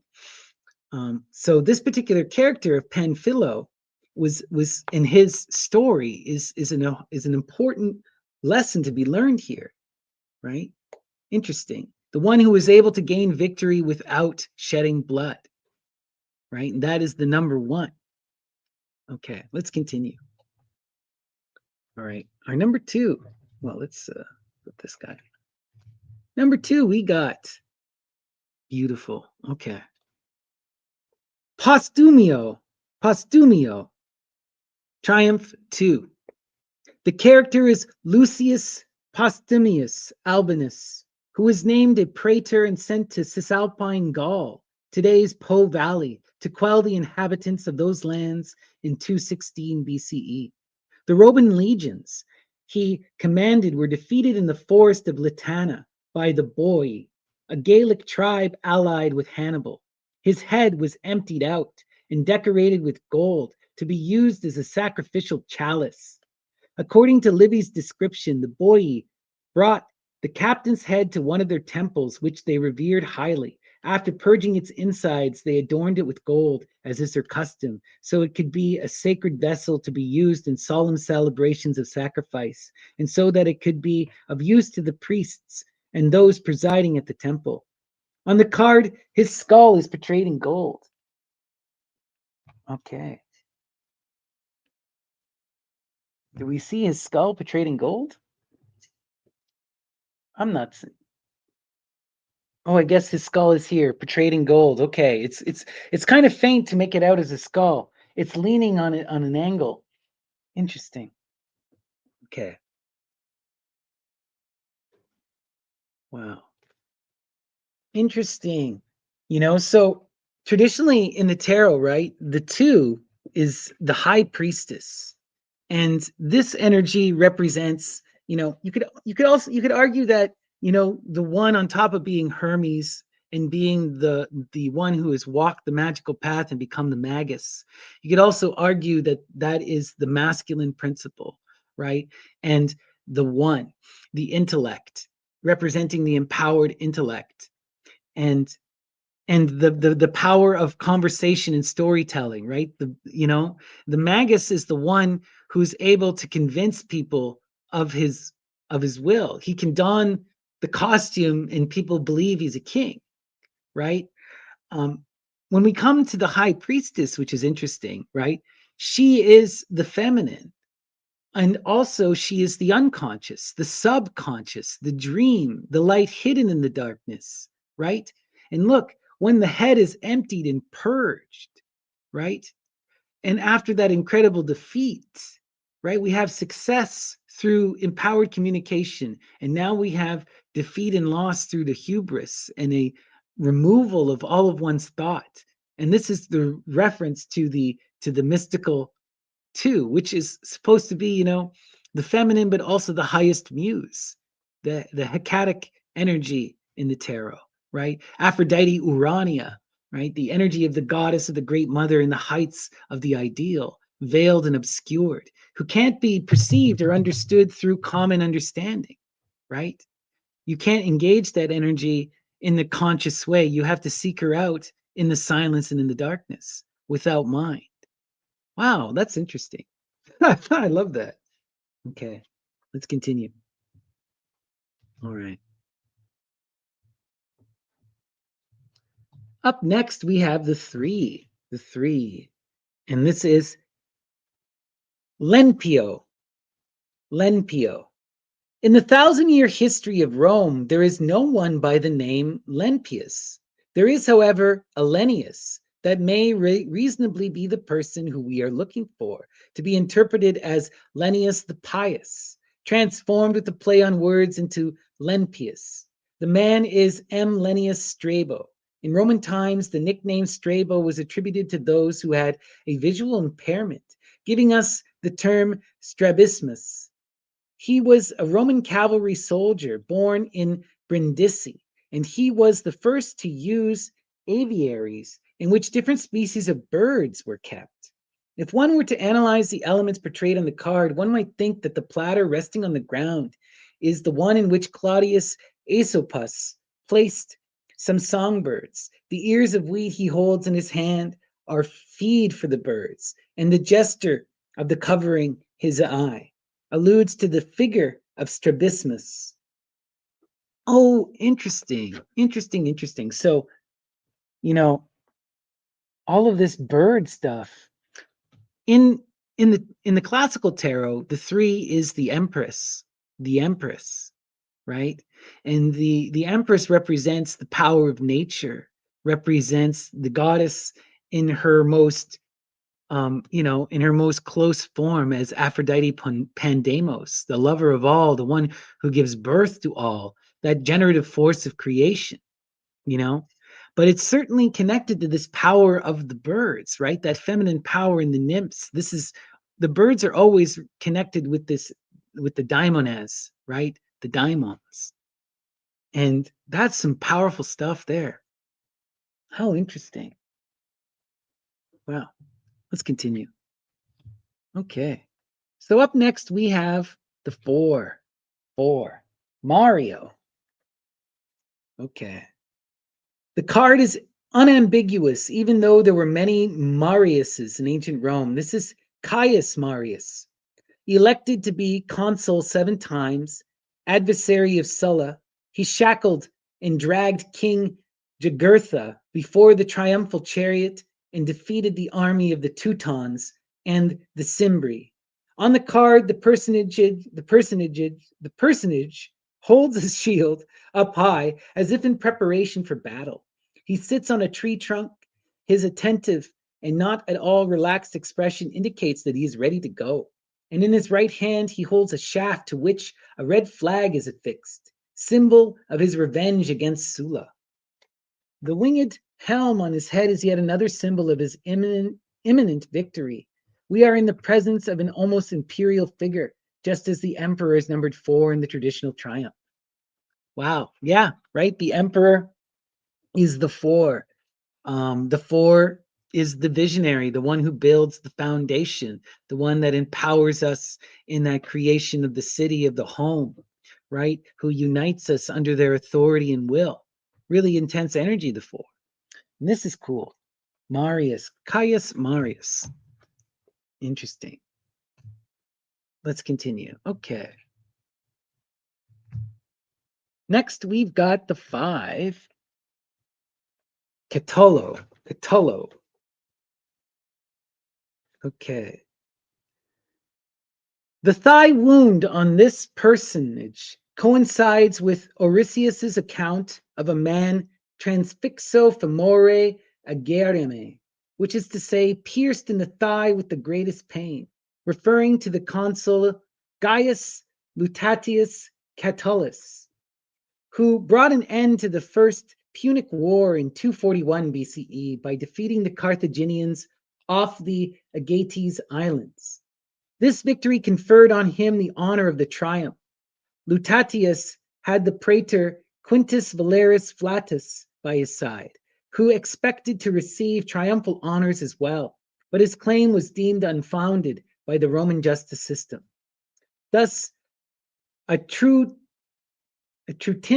a scale used by the Romans to administer justice, is shown on the card. The rod with a hat on it, a symbol for emancipation from servitude, represents this character's liberation from the slavery that was his social and moral condition. In fact, he was the first of the gens, Lutatia, a plebeian family, to become a consul despite not belonging to the Roman nobility.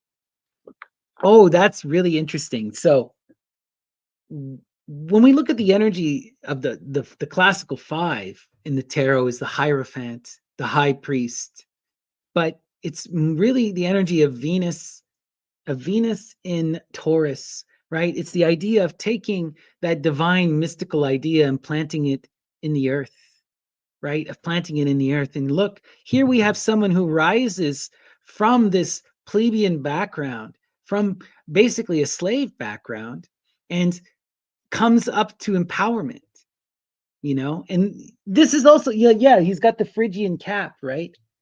Giving us the golden fee here too. And it's that red Phrygian cap we see constantly as this sign of freedom, of liberation, of the freed slave. Wild stuff. Wild stuff. Interesting. So I can see how that connects to the Hierophant, this idea of inspiring someone to rise from their lesser to something higher. Wow. Let's continue. Okay. What do we got next? Sesto. Right. So we got Sesto, the six. So the six in the traditional tarot is the lovers. Let's see here. Sesto. The youthful appearance of this character is what leads us to believe he is Sextus Pompey, son of Pompey the Great, triumvir along with Caesar and Crassus. When Pompey lost the battle of Pharsalus in 48 BCE and fled to save himself, Cornelius and Sextus met him on the island of Mytilene and escaped to Egypt with him, where Pompey was killed before his son's own eyes by Cleopatra's brother, Ptolemy VIII, under orders from Caesar. This is the beginning of Sextus's adventure against Caesar's despotism, which led him to his premature death before the age of 40. On the card, the young man rests a shield on the ground while observing the torch in his left hand. This is the torch of life, soon to be extinguished, which the youth looks upon without regrets. His expression is one of serenity and calm. Oh, wow. Now that is really interesting because what is the lover's card all about in the modern tarot, right? The lover's card is the alchemical wedding. It's the energy that calls us into commitment and into refinement that ultimately leads to what? To ego death. It leads to the shedding of the self and the becoming of something greater, united either with the muse or with the partner, right? But ultimately, it's an empowered transformation, right? Where you leave your current self behind and go through this process of refinement. And now we're seeing this energy here, right? This is a young person who's committed unto death to go to war, to fight. That is the lover's card in essence, right? You have to commit to that path to the muse, to wherever she leads, even if it's to the bitter end, right? Because this life is only but a moment and it's the experience that is empowering, right? Wild stuff. Incredible. Let's continue. All right. Next up, we got the seven, right? In the traditional tarot, this is the Chariot.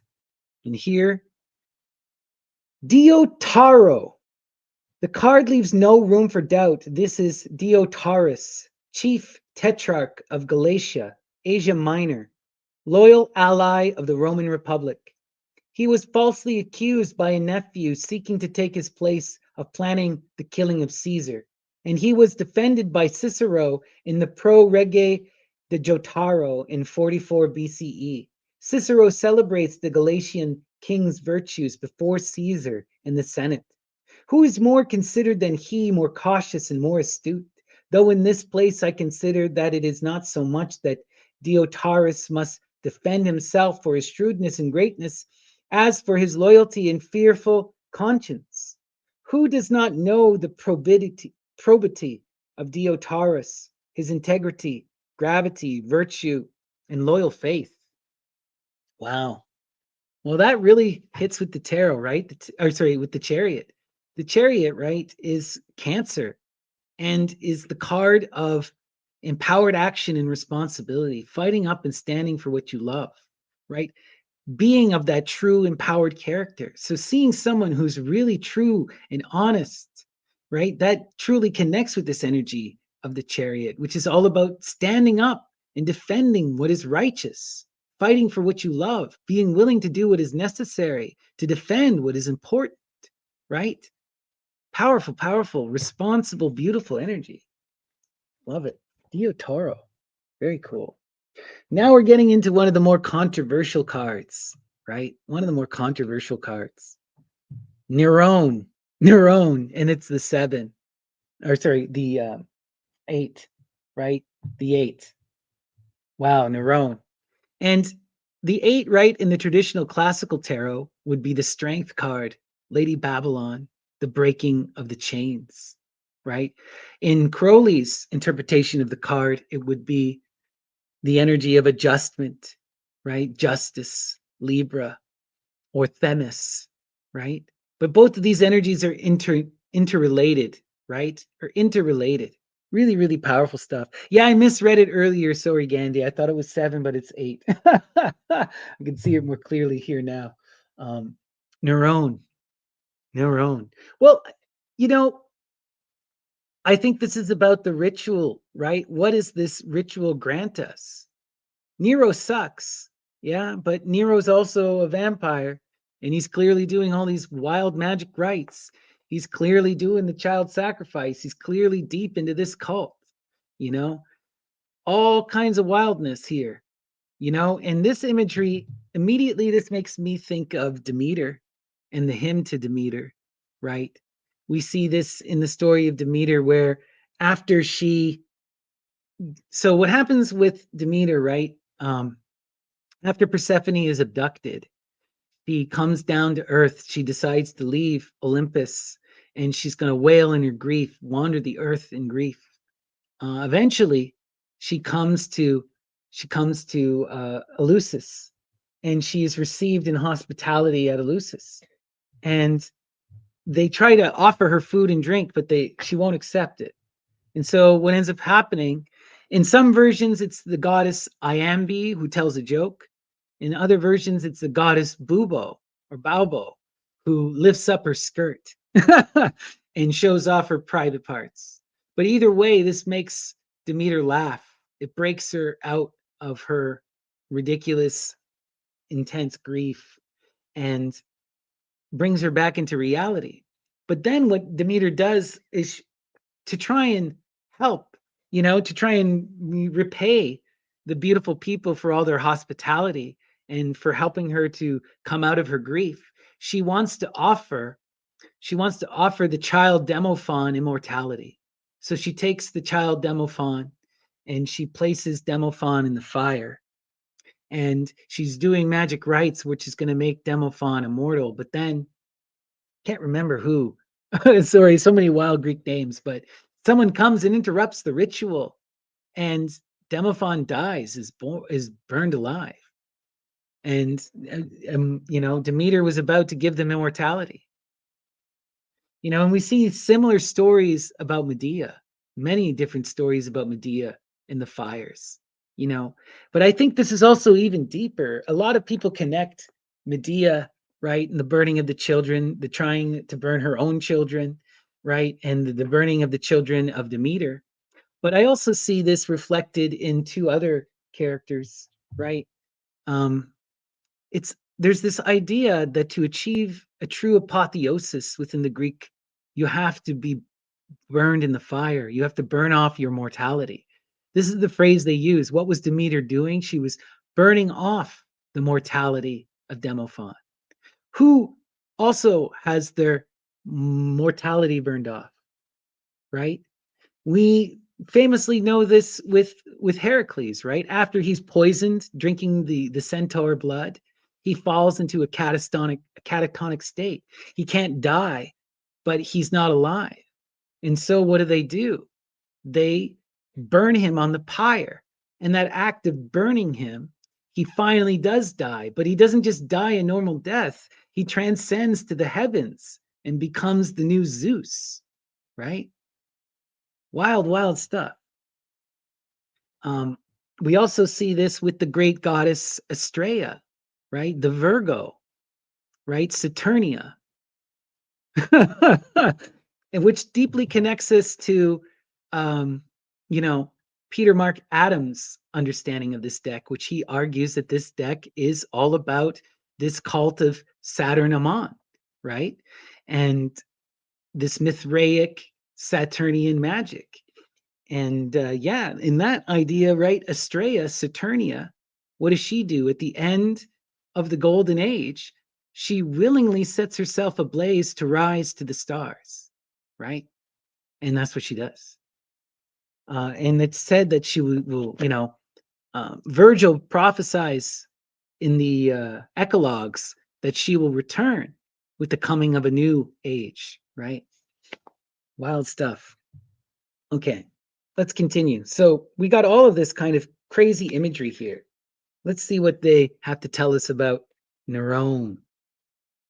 This card can be immediately traced to the Roman Emperor Nero, remembered in history as a cruel and dissolute tyrant who set fire to Rome in 64 CE. No, he didn't. Like, we don't need to promulgate lies. Here's the thing. See, he was a horrible, horrible human being, one of the worst human beings to ever live. But we don't need to lie. He did not burn down Rome. He did not twiddle his thumbs while Rome burned either. He tried to deal with it, and he was an incompetent, and he failed. But get mad at him for being an incompetent, for being a terrible emperor, right? You don't need to lie. Okay, sorry, just a pet peeve, right? And blame the Christians for it. Again, he didn't blame the Christians for it either. That is all later hagiographical nonsense, nonsense. A lot of that Christian persecution never happened. Anyway, except, when they're talking about Christian persecution, I always go, what about, them stopping the orgies in the graveyards?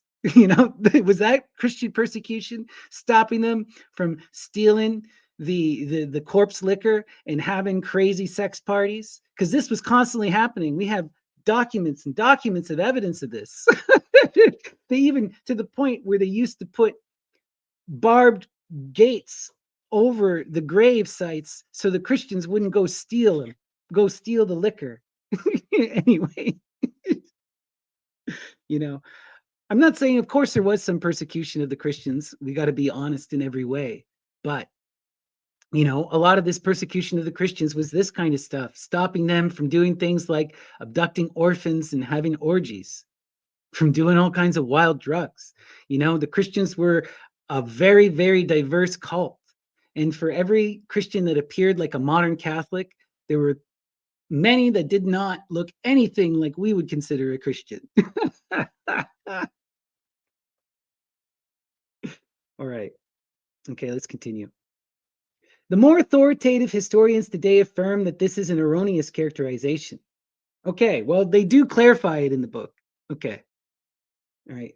On the card, Nero seems to be tearing apart a child before burning him. A staff is resting on his arm, the balls hanging from it, reminiscent of one of those infantile Roman games called the tintinnabula, the bells children would make by stringing together walnuts or hazelnuts and tying them to a wood stick. This card's iconography seems to suggest such an association, since these simple toys were placed in children's tombs, along with other small objects that would accompany them into the afterlife. Now, okay, reading this, oh my God, this just sent me to a bunch of wild places that I hadn't fully considered. We were talking about this myth earlier in The Fool. Do we not see two things happening here? Is this not the destruction of Zagreus? Is this not the destruction of Zagreus? Is Nero here not a titan ripping apart Zagreus, right? Distracting him with the lapis lazuli, the toys, right? In order to what? To seize his throne, to take his throne, to take his place, right? And is Nero not a usurper? Is Nero not a usurper who maybe he didn't directly kill, but his mother, Agrippina the Younger, certainly killed in his name young children, right? I think that's what we're seeing here, is that this is actually a reference to that. There's more than what I initially thought. This isn't just the burning off of mortality in the fire, but I think this is a recreation of that center image of Fawnies being ripped apart, right? which we also see enacted in the Maenadic rites, the sparagmos, right? The sparagmos, where, after ingesting these, wild substances, the Maenads would engage in a frenzy and would rip apart a fetus, a child, right? And that's kind of what we're seeing here. And then it being burned, desecrated. Interesting. I'm wondering here if this is not Nero performing Titanic magic. Holy crap. All right. Interesting. Let's continue. Let's continue. Okay. All right. What do we got next here? What do we got next? Okay. Falco, 9. Falco. So in the traditional tarot, right, the 9 is the hermit, the Virgo, the energy of self-refinement, of walking the path of virtue and striving to ascend to the stars. Remember, the Virgo, Estrella, is the one who sets herself on fire, who sheds this life, this world, this ego for a greater, higher purpose, right? So there's that true ascension energy always. Let's see what they got to say here. So, Falco. There is only one Falco in Roman history, and that is Quintus Socius Falco, consul of 193 AD, when the cruel emperor Commodus had died and had been succeeded by the wise and prudent emperor Pertinax. Such a man could not have lasted long in a society that had already been corroded by corruption and vice. A few conspirators chose Falco to be his successor. When the terrible plot was discovered, most of the conspirators were sentenced to death, but Falco, whose guilt could not be proven and whose innocence was corroborated by many, retired to his property, only to die years later of natural causes. On the card, we see a kneeling man with a long gray beard donning a crown, his right hand holding a staff, the power symbol of power, while his shield and helm lie on the ground, indicating his nonviolent demeanor. Oh, that is so interesting, right? Falco is the one who becomes emperor, but rather than die, on the throne, or he tries to become emperor. He conspires to become emperor, but people believe that he was innocent, and that people were just conspiring on his behalf. And as a result, he's sent to do what? To go live out his life secluded. He's basically forced to not have a public life, forced to engage in the mystic, and this is very much what that Hermit Virgo card is about. It's about those who reject the outside, the greed world, and go internal, do that inner magic of refinement, go along the pursuit of virtue, right? Try to refine themselves, right? The Virgo is the one who stands alone on that path because they're willing to do the hard work that no one else can do, because everyone else is distracted, right, with the complexities of life. The Virgo in that hermit energy has sacrificed all of those responsibilities, right? And this is someone who had those responsibilities taken from them. Interesting. Interesting. Let's continue. Okay. What next? We got the 10. The 10. Venturio. So in the classical tarot, the 10 is the wheel of fortune, Tai Chi Fortuna, right? The completion of the first cycle in the major arcana. And the fortune energy is all about impearlment. This is the force that comes to pressurize us, to turn us into diamonds. She forces you out of your comfort zone, to flip your pole, to do what you feel you can't. And if you can rise to meet this energy, you are rewarded. The wheel spins and you get this empowered wealth, that wealth of experience, right? But this is that pressure, that painful experience that turns you into something profound, but you have to survive and go through that pressure of the wheel. Wild energy here. What do they got to say for this card? Venturio. As there is no Venturio in Roman history, the card probably refers to one of the various Veturios that appear there. A Veturio touched by Ventura, fortune, from which, with a play on words, comes Venturio. The figure is therefore likely Titus Veturius Calvinus, twice consul in 334 and 321 BCE, associated with the famous Roman defeat at the hands of the Samnites at the Caudine Forks, which occurred during his second consulship. The winged shoes he wears are not a sufficient guarantee of victory, precisely because they are a symbol of fate, which decides human destiny. Fortune hovers in the air like the hand of the figure, indicating that the complete mastery of life is pure illusion. Right? You can't master anything. All you can do is try to rise to the occasion. Fortune just continues to turn, and anything that you have will fall away eventually. Wild, wild stuff. Wild stuff. Oh, that's interesting. I like it. We continue. Okay. All right. The 11. Tulio. Tulio.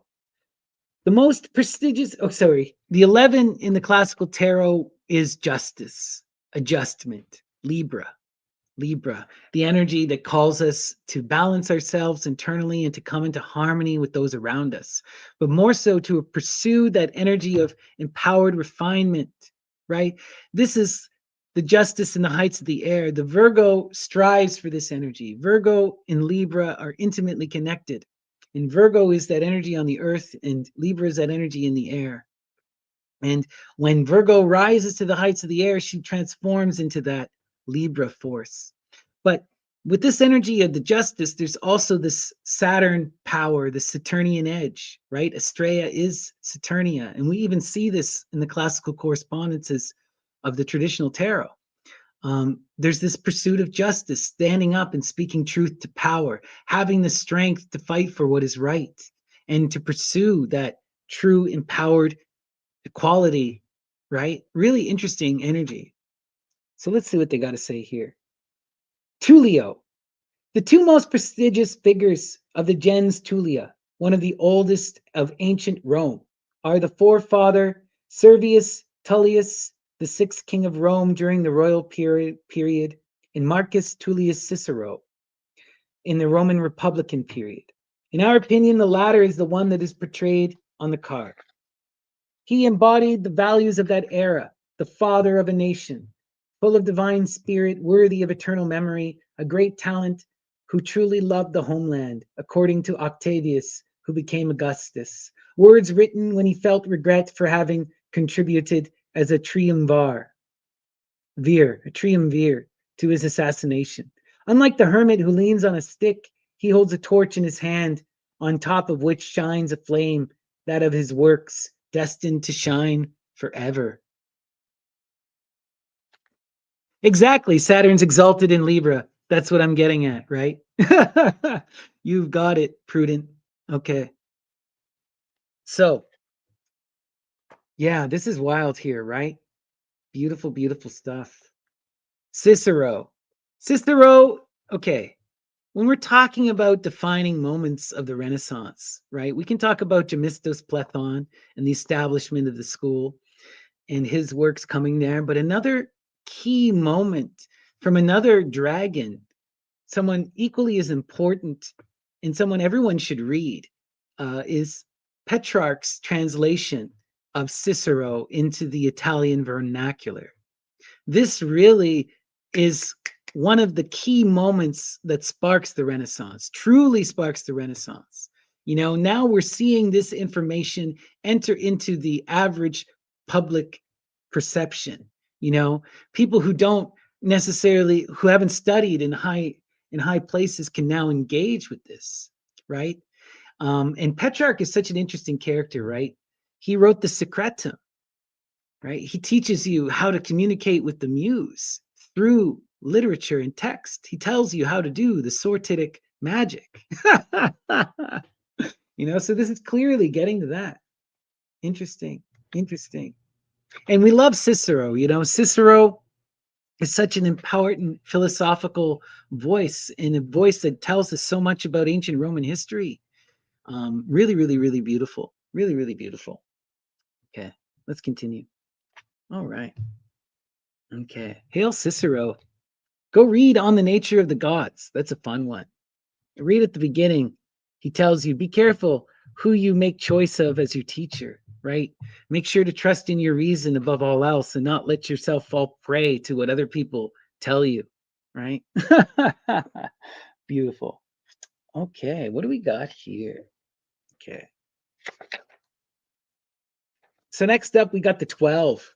So the 12 in the classical tarot is the hangman, primal water, right? The elemental energy of water. We had the elemental energy of air with the fool. Now we have the elemental energy of water here. And of course, we got to have him holding a big cup. So who do we got here? Let's see. Okay. So this is Gaius Papirius Carbo, who as tribune in 131 BCE had the Lex Tabellaria approved, extending the written and therefore secret ballot, the tabella, to legislative meetings. Of this law and its proponent, Cicero, said, the third on adopting laws or vetoing them is from Carbo, a rebellious and wicked citizen.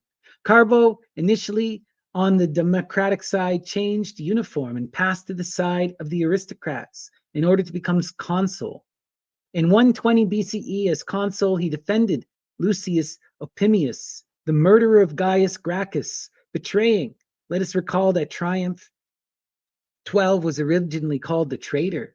The law and his long-standing friendship, Gaius and his brother Tiberius, the following year, once defeated, he himself came to be indicted by Licinius Crassus, and it was said he took cantarella. In other words, he poisoned himself. Wow, he poisoned himself.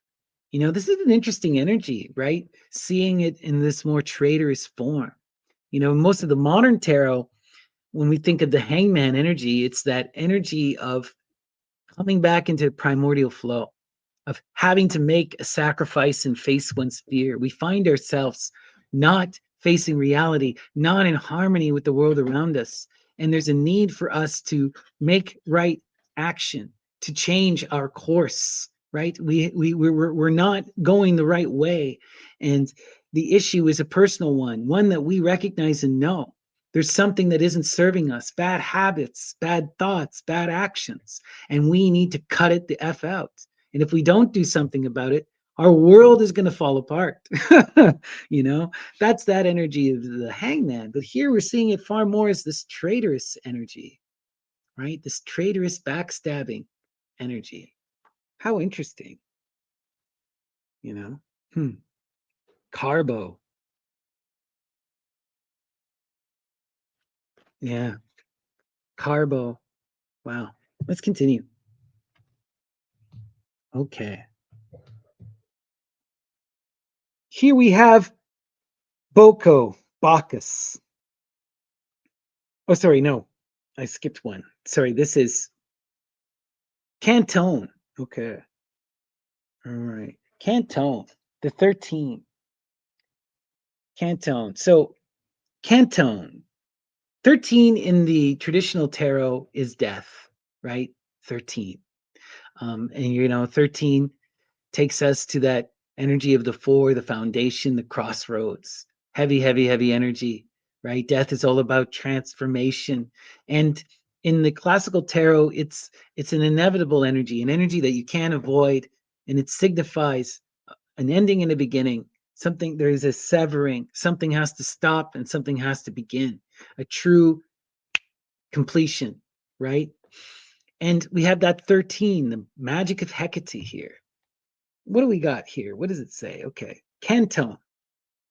Marcus Porcius Cato Utensis was an incorruptible and equitable person. Because of his moral scrupulousness, Dante places him in the Divine Comedy as a guard of purgatory, and not among the infernal suicides, as one who refuses life for freedom, describing him in the Convivium as a noble soul and the most perfect image of God on earth.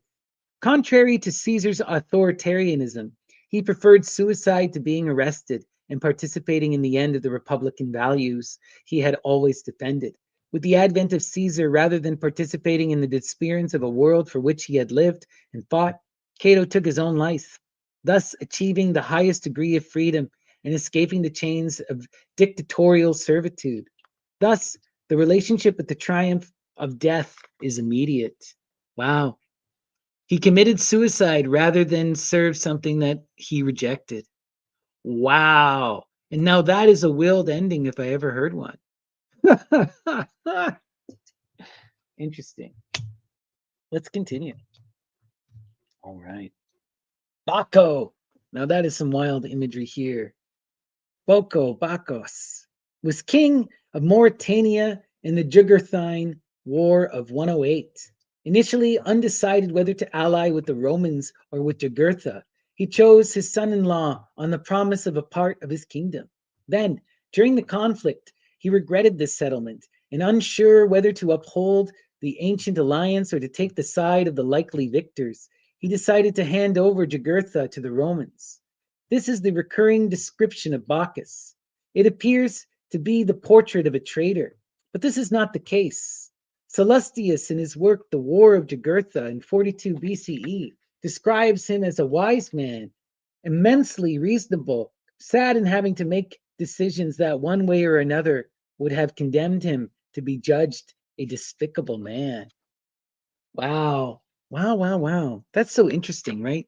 The 14 is the art card, right? It is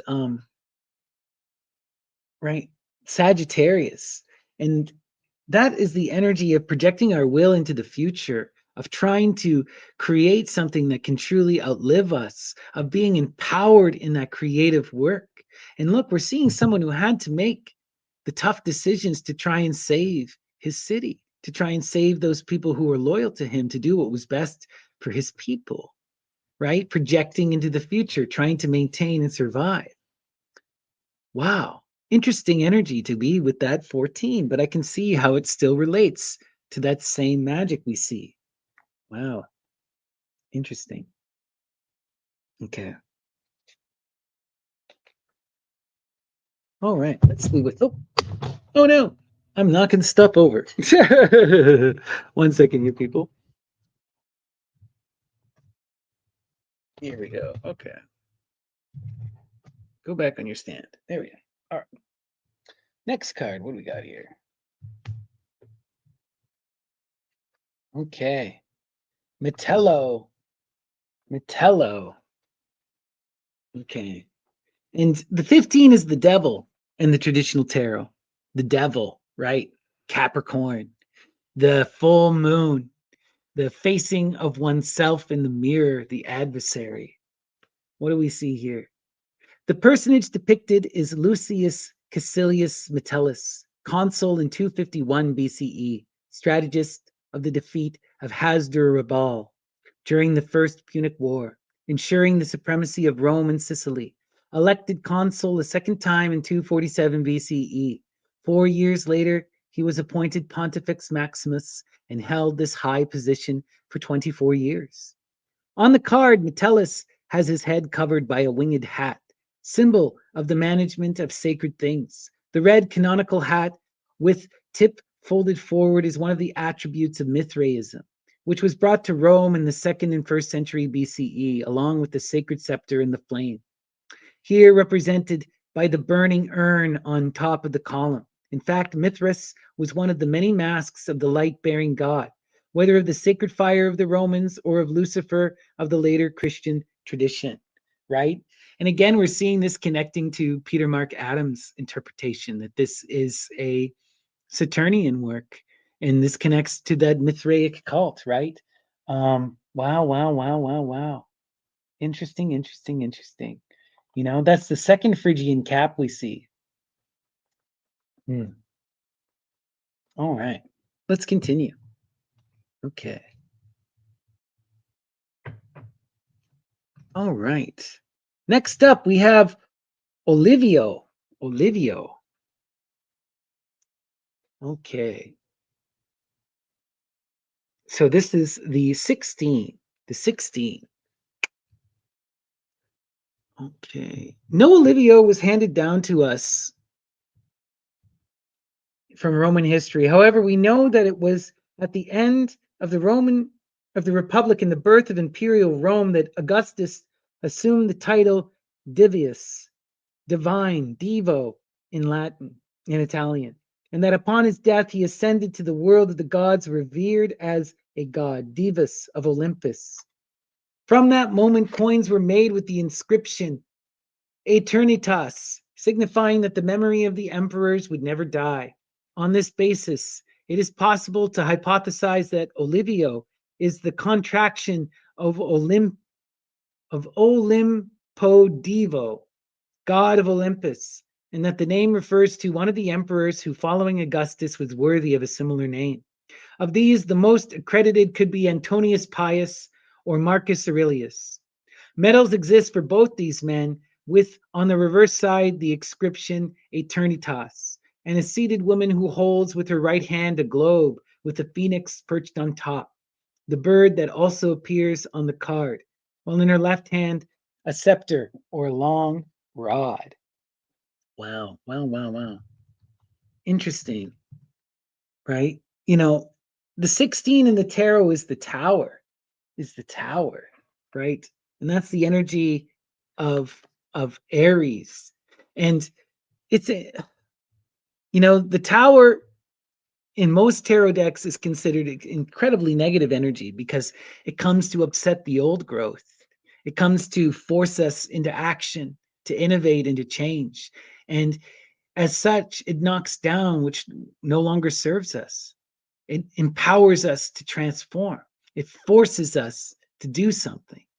And what I'm seeing here and how this energy relates, right? Um, the emperor achieved the divine. He built the tower. He rose to the heights of the ideal and he became a god, right? This is the tower in its positive aspect. What if the tower didn't fall?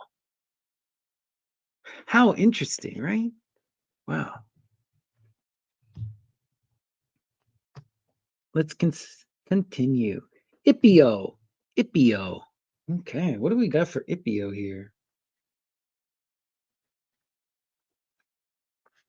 The figure most relevant to the iconology of the card is logically Hippia Helio, hence by distortion, Ipio, or Hippias of Elis, the eminent Greek sophist of the 5th century BCE. He is shown to us by historians in two ways. On the one hand, as the one who sums up encyclopedic knowledge. On the other hand, as one who skillfully looks at the concrete actions of humanity. The card depicts an old man in a Franciscan habit with two enormous wings on his back, praying before a treetop on which the face of an angel appears. He is the man who does not scorn the knowing how to do for knowing how to be, the humble servant of earthly wisdom of the tree of life and of the enlightening wisdom of the heavens, represented here by the angelic cherub that appears at the top of the tree. Wow, wow, wow. How interesting. Interesting energy here, you know, right? The star card at the top of the tree, we have that empowered star, right? That we're drawing down. Wow, wow, wow. And it's this philosophy, the star card in the tarot is Aquarius, the energy that takes us into the heights of the ideal and to the empowered imagination in the dream. Energy that calls us to wish upon the star, to cry out to the ancestors, and to have our vision be made a concrete reality. And look, we have this grand philosopher connecting to the heights of the divine. Oh, that's interesting. Interesting. Okay. Ipio.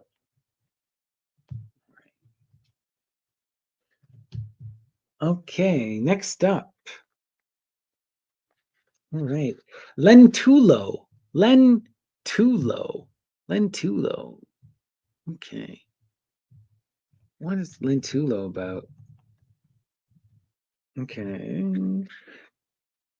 There are 44 Lentuluses, the name of one of the most important families of the Cornelian gens. A specific detail in the card, namely the transparent purple toga worn by builders, directs us towards Publius Cornelius Lentulus Spinther, who became curule aedile in 63 BCE, eclipsed all who had gone before him, according to Cicero, and who, as superintendent of theatrical and recreational activities, organized a series of shows that would be remembered for their splendor.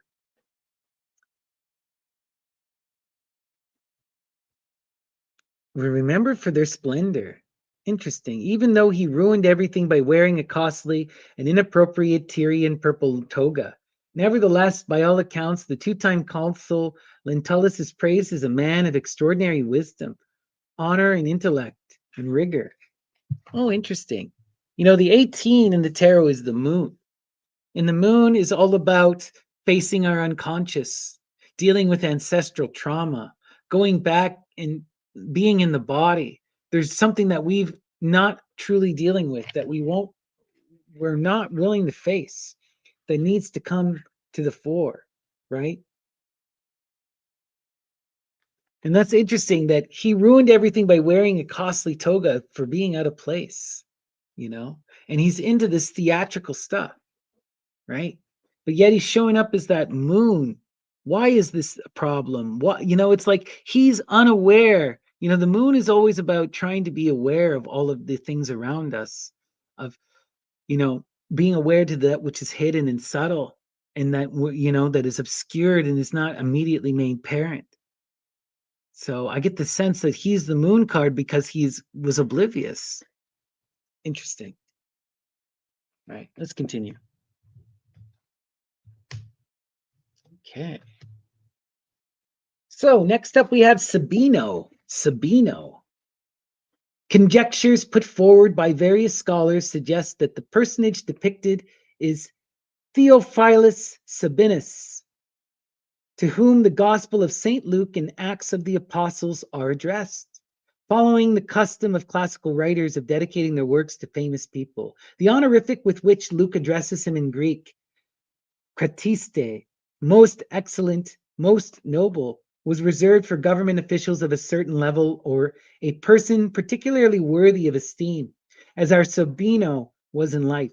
In any case, this person who had converted to Christianity and whom Luke wanted to lead toward a more solid and complete knowledge of the message of Christ assumes the role of universal recipient of the message of the Gospels.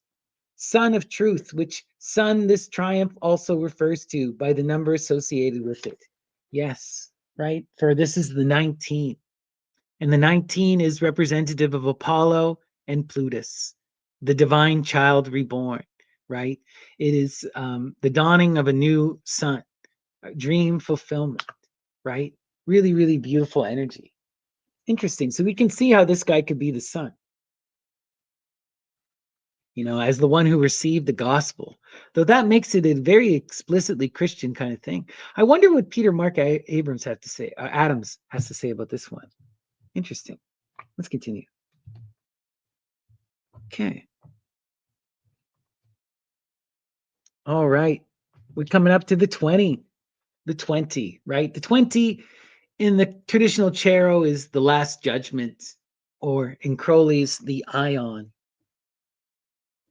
And the Ion, right? The judgment is all about the shedding of the ego and the rising to the heights of the ideal, the passing through this life, the letting go, the coming into something greater, the coming into primordial acceptance. This is also elemental primal fire, right? Now we have all of the three elements realized.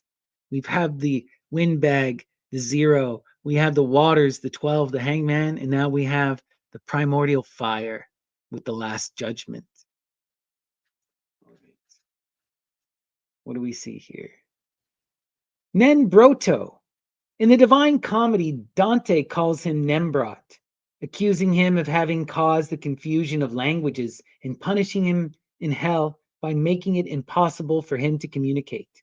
He is Nimrod, who, according to biblical tradition, was the founder of a powerful empire in Babylonia, whose nucleus was the city of Babel. Probably to him is owed the construction of the tower that instigated the whole world to rebel against the sovereignty of God by proudly erecting an instrument with which to overcome the same divine highness. On the card, the personage tries to defend himself from the divine wrath represented by the tongue of fire that descends from above. However, uselessly, as the punishment has already destroyed the haughtily built tower. Wow. We're facing the judgment, the tower is falling apart. The change is here. Can we continue? Can we push through?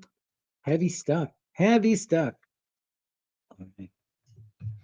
And our last card, the 21. The 21, right?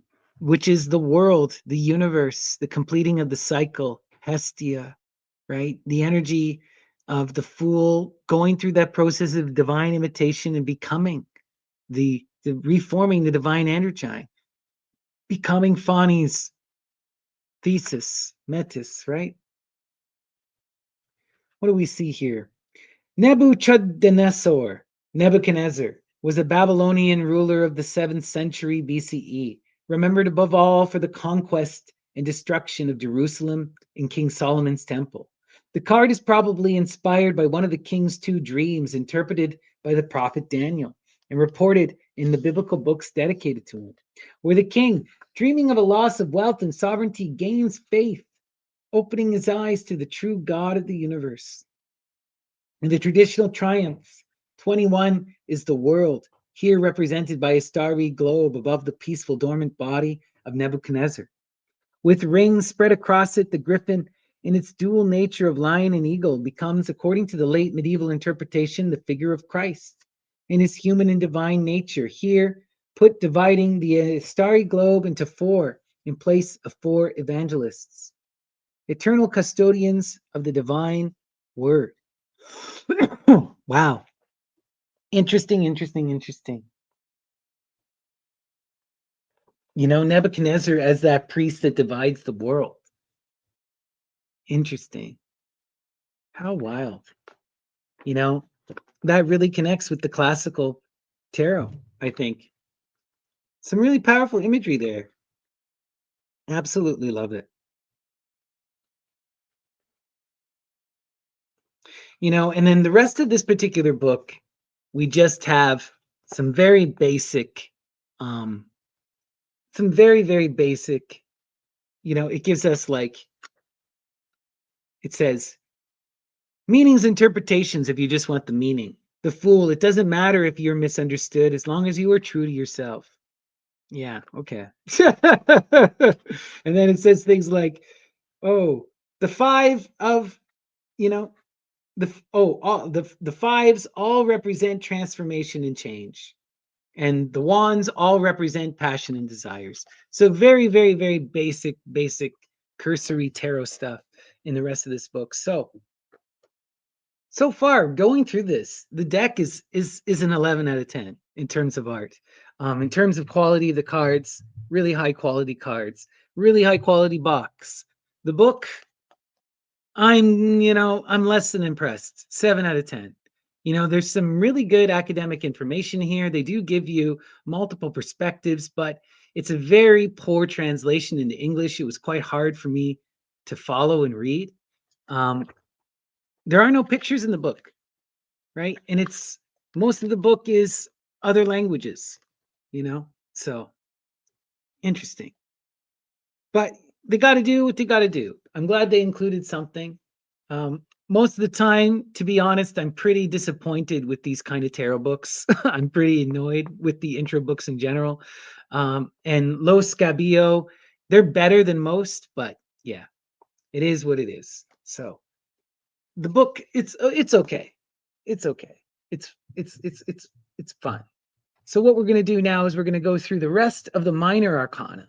And I'm really interested in checking out the minor arcana because they play such a pivotal role in tarot iconography. You know, as had been pointed out in both the book by Peter Mark Adams and this book from the tarot itself, Los Cabillo, the minor arcana were big inspiration on Pamela Coleman Smith, who was the artist behind the most classic of all tarots, the Rider Waite Smith tarot, right? So we'll get to see where some of these clear images come from. And it's also interesting because often when you go to these more, older tarot decks, from the 15th, 16th centuries, you do not see illustrated court cards. You do not see illustrated suit cards. This is the suit cards, especially, you don't see at all. This is something that is unique to the Sola Busca. All right, so here we got the Ace of Cups, the Ace of Cups. What do we see here on the, what does it say there? Tra hor fatis. Tra hor fatis. Wow. Interesting. And I love that we got three angels at the top here. You know, cherubs, eros, powerful stuff. And it looks like some kind of mirror potentially. All right, let's continue. All right, we have the Two of Cups. And the Two of Cups is love, right? And it's interesting. We got one giant cup and then a smaller cup on top. And then inside the cup, we have Eros himself playing his violin. Beautiful. How cute. How quaint. Let's see. Now we got the Three of Cups, right? In the traditional tarot, the Three of Cups is abundance, right? And we're seeing the plants grow here, coming out of that. That's beautiful. That's beautiful. Love it. So the Four of Cups in the tarot, right, is luxury, luxury, the family, you know. This is interesting, seeing them taking all this stuff and pour it into a sack. Naked people pouring stuff into a sack. You know, they really need something. It's that lack of luxury we're seeing in this energy here. Wow. Okay. Let's continue. We got the Five of Cups, right? Five of Cups is disappointment, struggling to come into loving reciprocal flow, to find another, to come into partnership. And we see someone, you know, carrying these pots, but they're clearly working as a farmer. They got the grain in one hand, their eyes are looking upward, they got the little dog with them. They're striving for more life. They're nurturing the fields with that water. They're trying to get things to grow. Beautiful. Okay. Now we have the Six of Cups, right? The perfected middle path in the cups. Pleasure, loving reciprocity, mutual consensual fulfillment, right? Really beautiful energy, the Six of Cups. Um, yeah.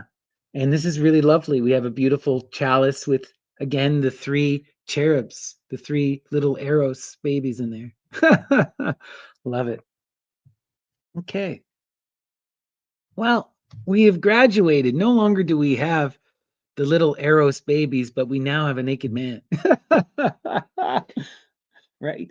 And here we're coming in to, or did I skip one? No. 5, 6. No, that's 5, 6. Yeah. 7. Yeah. 7. Okay. No, we're good. 7 of Cups, right, is debauchery, illusion. This is interesting that we got the dichotomy between the red and the blue, right? There's this easiness with this energy to fall into decrepitude, to waste one's time, and to fall into abuse. It's not quite in that painful energy yet, but we're on the cusp of it. We're on the cusp of it. Okay. And now we have the Eight of Cups, right? The Eight of Cups. Wow. And the Eight of Cups is, I'm trying to remember, Eight of Cups, I think, is disillusion. Yeah, right? The Eight of Cups is disillusion. And it's all about learning to let, well, it's like, what do I say here? Um, it's indolence energy, right? This is usually, we find ourselves in, we have some energy that we like, and there's all this other energy that wants to come in, all this opportunity that's coming in, yet we refuse to engage it. We refuse to come into contact with it. You know, the waters are complicated. We want it, and yet we shed it. And look, we have these cherubs who've clearly manifested all this water, all this love in, right? That's Eros energy. And then they're throwing the cups away, they're crashing them, right? And that's so much the Eight of Cups. We're calling all this energy to us because we want this attention, but then we're afraid of it when we receive it and we push it away.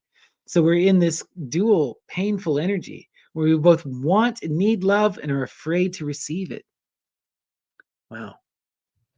Okay. And now we got the Nine of Cups.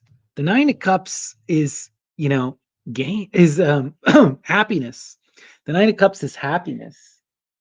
And we're seeing this snake-like figure, this almost echidna-like figure, person with a snake tail, or is it a scorpion tail?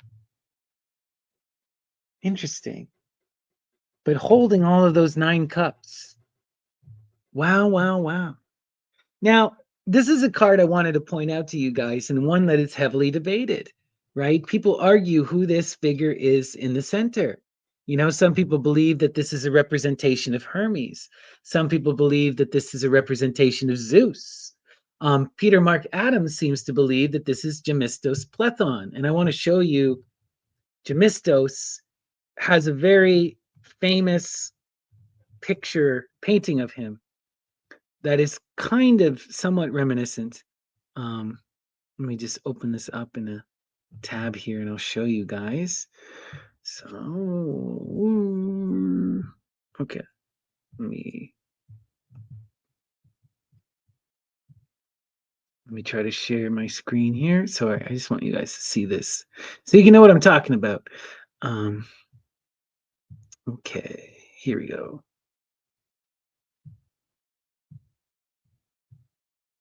Okay, that's really small. Can I make that bigger? There we go. Here you go. Gemistos Plethon. So this is what some that Peter Mark Adams believes is actually occurring, in that center of that card there. So if we go back to where we were here and we look, you can kind of see the resemblance, but I'm not sure, right? It could be Plethon, it could be Hermes, it could be anyone. Could be Plato, Interesting. I think it represents some kind of philosopher, though, someone who has achieved, right, all of this wealth and luxury. Interesting. Because the 10 is supposed to be satisfaction, right? Coming to true loving fulfillment. Okay. All right.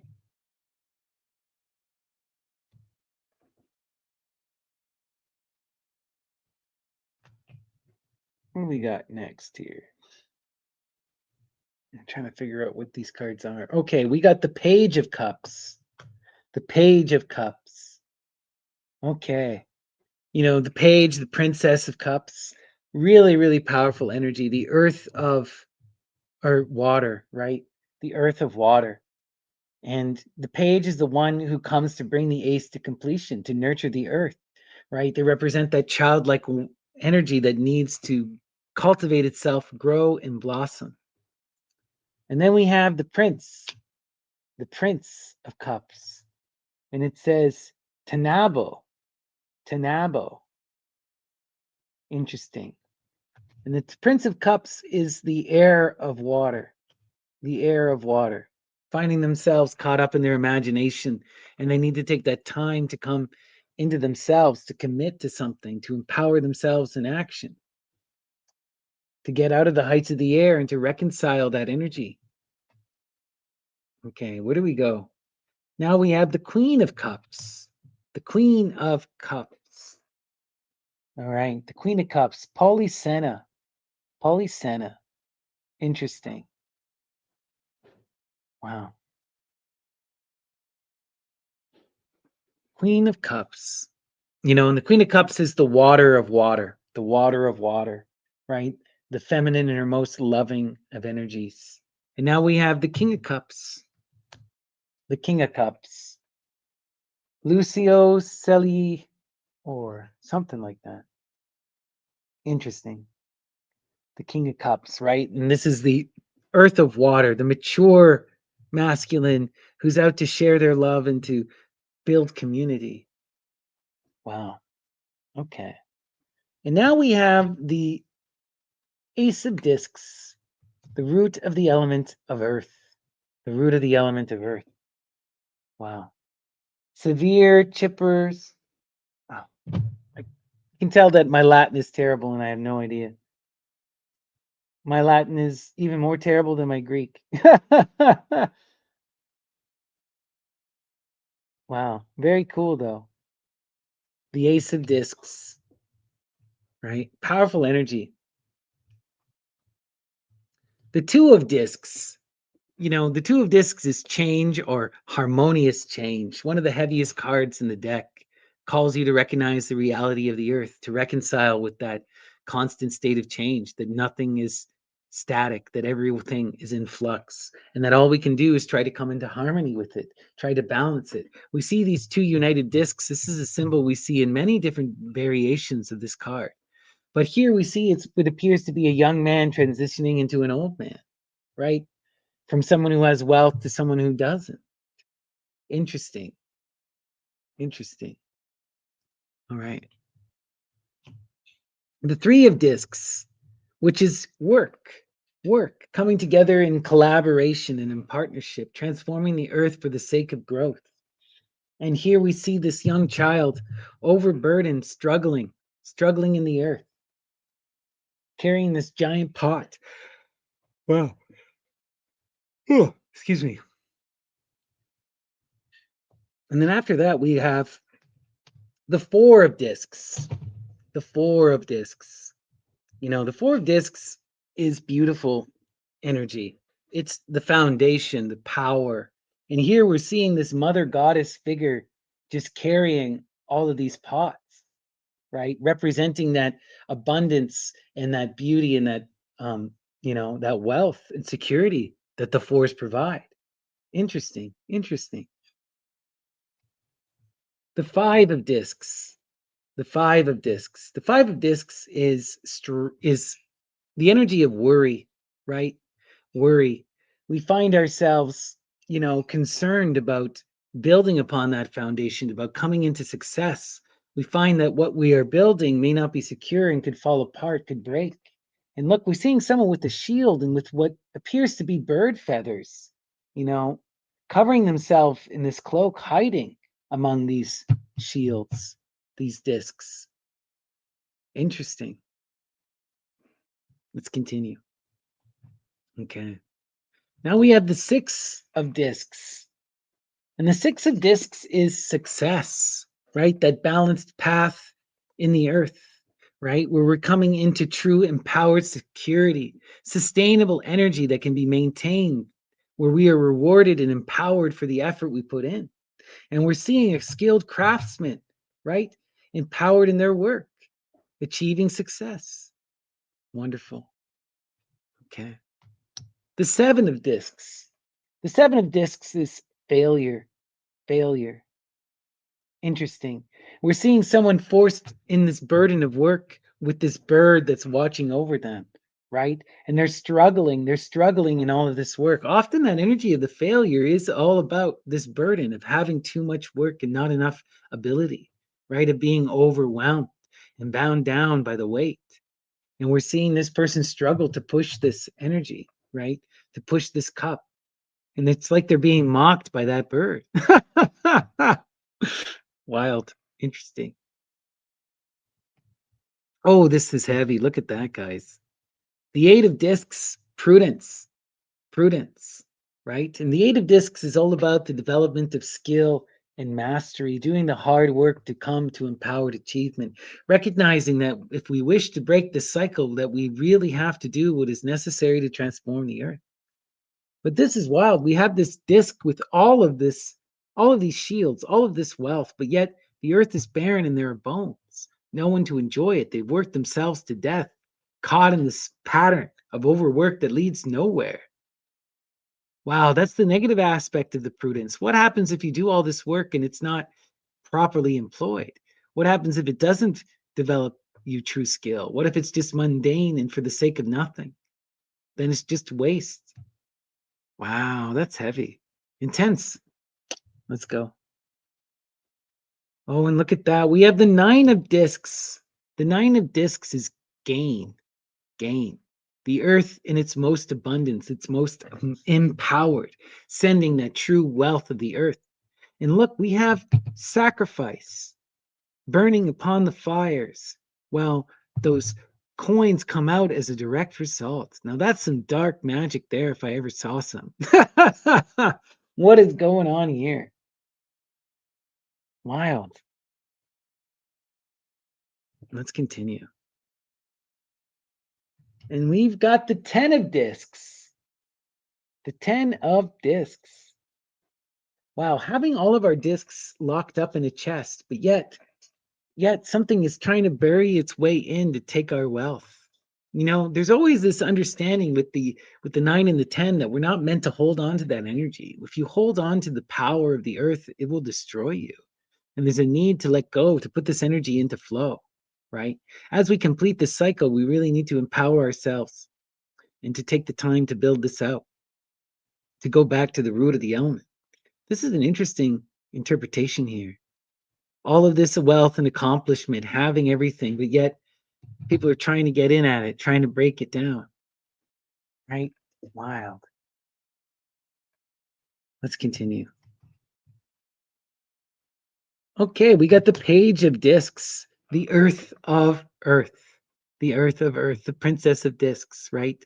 The great craftsman energy, the one who comes to really build and transform the earth, and we see her working with these beautiful birds and having this bell on her belt or their belt. Interesting, right? Gaining that ability to work with and use the birds. Powerful magic. Now we have the Prince of Discs, the heir of Earth, the youth who's divided along the polar axis, right? Unable to truly commit to an idea. They have all this potential, all of this skill, but can't bring anything to completion or to realization, divided and confused amongst themselves. Wow. Up next, we have the Queen of Discs. The Queen of Discs. Wow. And we're seeing her look at herself in the mirror as she adjusts her crown. The Queen of Discs, right? This is the water of earth, the kin builder, the one who builds and supports everyone around her, who's in that truly ambitious power. Wow. Interesting stuff. Okay. And now we have the King of Discs, the fire of earth, the practical knight, right? The one who provides for the family and does the hard work that's necessary, who's grounded in the earth and who's driven to do that hard work. Beautiful. The ace of fire, of wands, going to the root of the elements of wands, empowering ourselves and our will, seeing this energy take us to the heights. Beautiful. The two of wands, dominion, the strength of Heracles, right? The two of wands is dominion. It's all about recognizing the force of our will, our power to overcome and to dominate others, our power to do what we wish, and the responsibility that comes with that. You are responsible for your life, you're responsible for your actions, and you have to take account. Now we're getting into something truly freaking wild here. And this card was referenced in Peter Mark Adams and sorry, this was referenced in the Sola Busca deck here as one of these cards that they didn't think fit a true alchemical image. You know, when I think of the Three of Wands is Hecate. This is Tacita, right? The one who can't speak truth to power. And this is such a Roman deck. They get that imagery. They get what that idea is. You know, Tacita, I always tell this story when I talk about the Three of Wands, because the Three of Wands is virtue, but it's also that virtue that leads us into harmony, that calls us into standing up and speaking truth to power and demanding justice for those around us, right? And the story of Tacita, you can read this in Ovid's Fausti, right? Tacita is a nymph of the river Tiber, and her sisters are being tormented by Zeus. Zeus is going to rape one of her sisters, and she decides to get involved. She goes and tells Hera what happens. And as a result, Zeus rips out her tongue and casts her into the swamps, right? Where she goes there with Mercury and they make love there and they give birth to the Lares, the spirits of the dead and of the crossroads. But that energy being sealed not being able to speak, having your tongue ripped out even as you try to speak truth to power, that silent goddess in the background, that muse that's pushing us to ever refine and come into virtuous harmony, to stand up for justice and to speak truth for power. Now, that is some beautiful, heavy imagery right here. Wow. Love it, love it, love it. Okay. The Four of Wands, completion. Interesting, right? You got the Four Wands in the helmet, in the helmet. But look, this is like some kind of dragon scale. Wow. Right? The Four of Wands is completion. It's all about recognizing our desires, recognizing the true self, listening and finding that inner muse. And once you have that energy, now you know what you must do. You know where the energy takes you, where you're going. You have that foundation upon which you can build. You have that spark of passion in your heart that guides you, right? And this is the guy going to war because he has that drive, he has that force, that recognition that leads him. Interesting. All right, we got the Five of Wands. Five of Wands is strife, strife, right? Heavy energy. This is the force that leads us beyond the four. Now you recognize yourself. You talk to that muse. You have this conception of what you wish to do. Now you must do it. Now you must pursue your will. Go out there and struggle to see it become realized.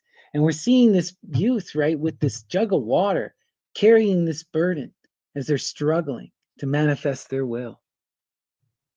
Now we come into the Six of Wands.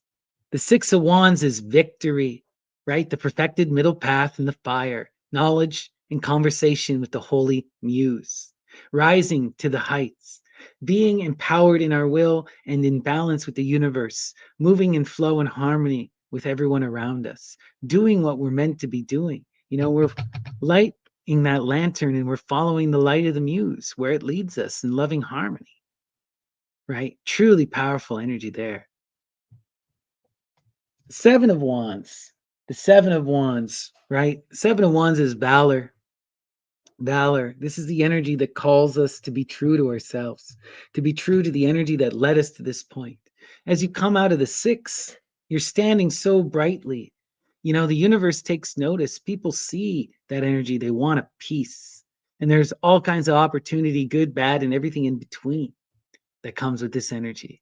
But the muse is telling you, you got to stay true to yourself in the face of all this intensity, of all these opportunities, of all of this attention. What is the energy that led you to this power? What is the energy that made them attracted to you? Where are you going? Right? Don't fall prey to these distractions that can deplete you, that can take you onto other paths away from the goal that brought you here. Now's the time to focus and to stay true. And we're seeing this person overburdened with all of these wands, struggling to keep them together, struggling to keep that vision whole as they continue down the path. Wow. The Eight of Wands, interesting. The Eight of Wands is swiftness, swiftness, the magic of Hermes, right? This is the energy that comes to break us out of the cycles of repetition, to break us free of the eights and to empower ourselves into new and passionate endeavors that calls us to take the leap. Hermes sends us a sign that we must seize and then chase after. And this is interesting. We're seeing all of these wands in a fruit basket, right? In a fruit basket. And it's like this profound opportunity. Like you can go and just grab those wands. They're being offered to us, you know? Interesting. Where do we go from here? Okay, we got the Nine of Wands. The Nine of Wands is strength, strength. The nine and the wands in their absolute height, in that force of the nine, the energy that calls us to really empower ourselves and our will, to have the strength to endure, to persist in spite of the odds, to be your true self and stand tall. And we're seeing this youth struggle to hold those wands together, to trudge through the waters, to do what they have to do to pursue their passion. The Ten of Wands, the Ten of Wands, the completing of the cycle in the fire, right? This is really, really, really beautiful. The Ten of Wands is the breaking free of the chains of oppression, the coming into true self realization and self acceptance. No longer are we bound down by false expectations, external or internal, but we see the world as is and we apply that reason to ourselves. And we can recognize who we are and what we truly want. We can accept ourselves in this moment. And in that moment of acceptance, that's when you can truly transform and move beyond one's limits. Really, really powerful stuff. And we have the Page of Wands, the Page of Wands, the Earth of Fire, the one who comes to upset the old growth, to bring that new, inspired, passionate energy that challenges the status quo and leads to profound change in development. Passionate, radical energy, but energy that needs to take the time to blossom and to grow. Beautiful, beautiful. And now we have the Prince of Wands, the Prince of Wands, the heir of fire, right? The reckless youth, the youth that seeks to make an impact, to be seen, who's caught up in the heights of idealism and passionate engagement, right? Reckless. They so much want people to understand and to see things from their perspective. They're willing and capable of doing anything, good, bad, and everything in between. Radical activist energy, radical artist energy, just radical. But often reckless and crazy. It may just blow itself up to make a point. Okay. And we have the Queen of Wands, the Queen of Wands, right? The fire of water. This is the person who's in that truly artistic mode, who really wants to take that fire, that spark, and share it in loving passion with the people around them.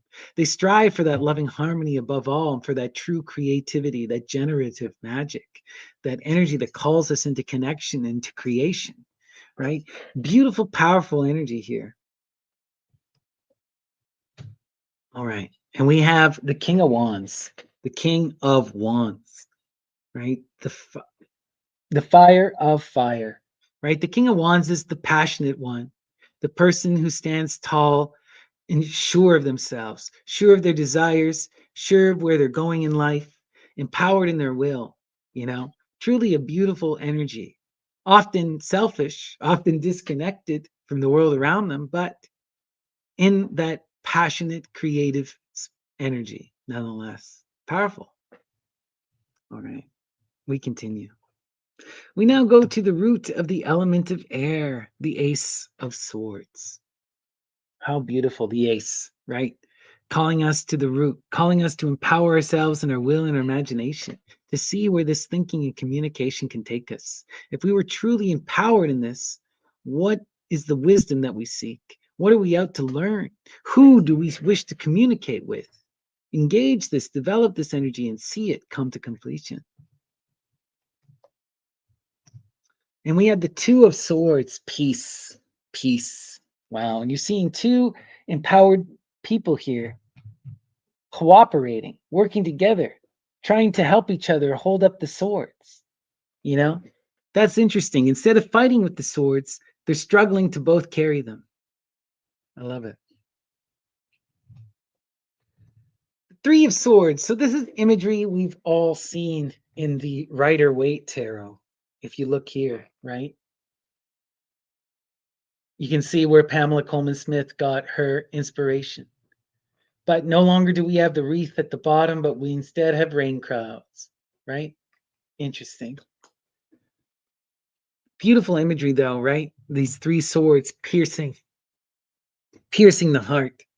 And this is the Three of Swords is miscommunication and misunderstanding, frustration in the face of others. But we're working to move beyond this energy. We're struggling to come into loving communication and understanding. We're doing what we need to break free of that negativity.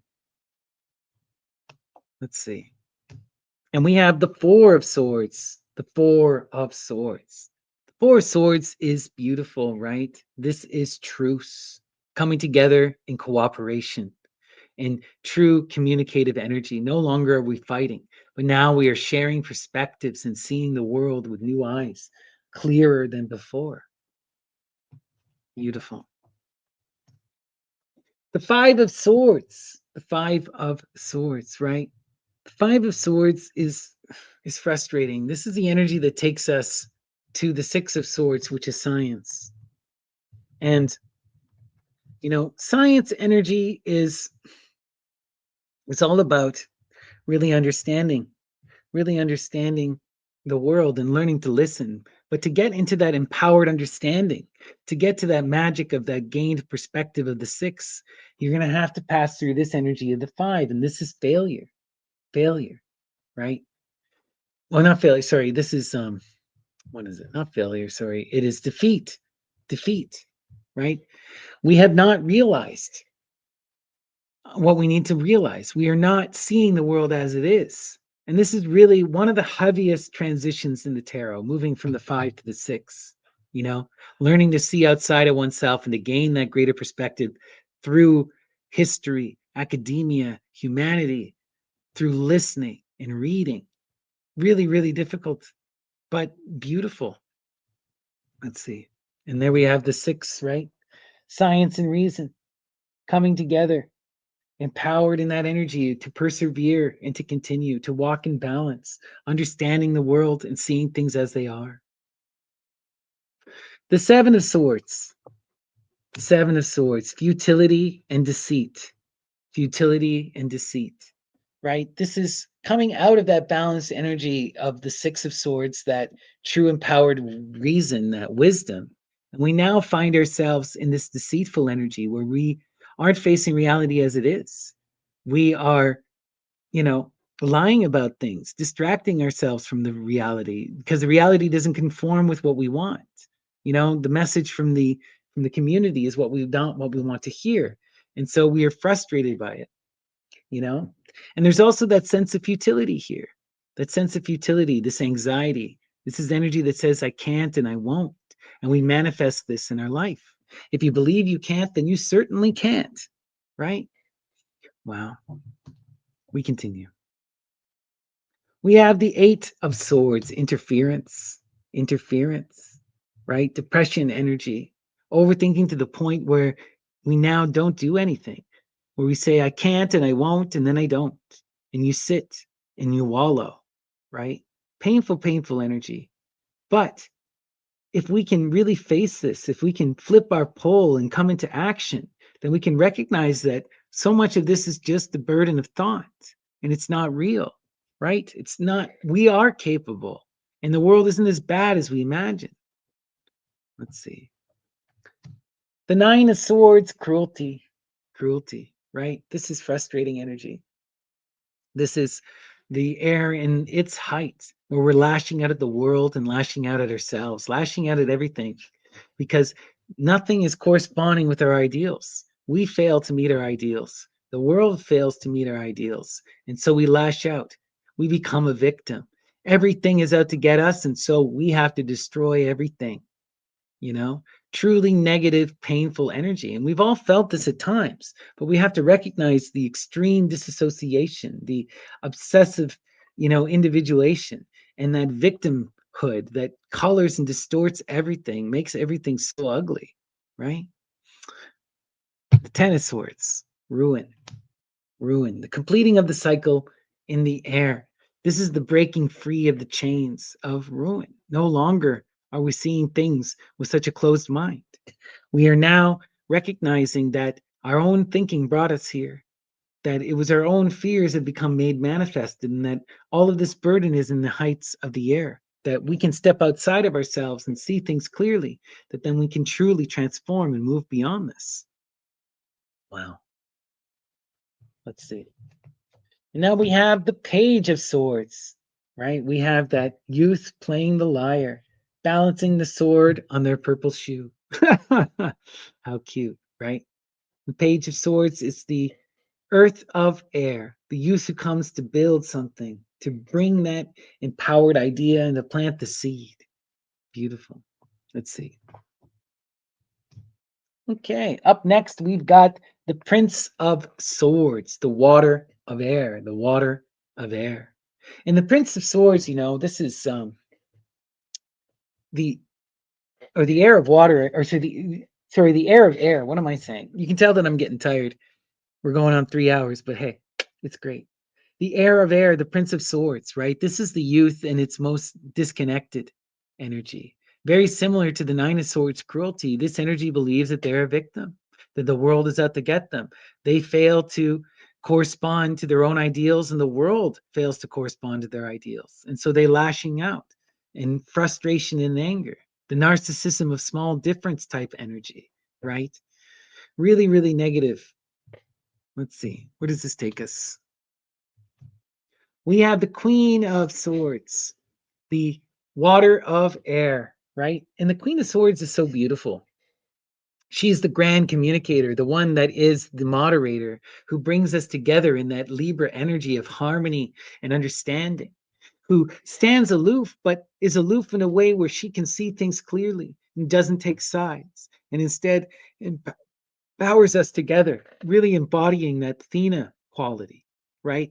And this is the person who reaches up into the heights of the air on their own and pursues that wisdom for the sake of sharing with others. Beautiful stuff. All right. And here is the last card of the Sola Busca Tarot. Beautiful. The King of Swords. The King of Swords. The fire of air, right? And the King of Swords, they are that really passionate character, that really passionate, person who's out to really pursue knowledge and wisdom. They want to communicate with the world. They seek to be understood and to understand. They wish to really inspire others to pursue that pursuit of wisdom and truth as well. And they want to share their ideas with the world. Really, really powerful, beautiful energy. All right. Well, that is the Sola Busca Tarot. I hope you guys enjoyed it. What a crazy, interesting, wild deck, you know.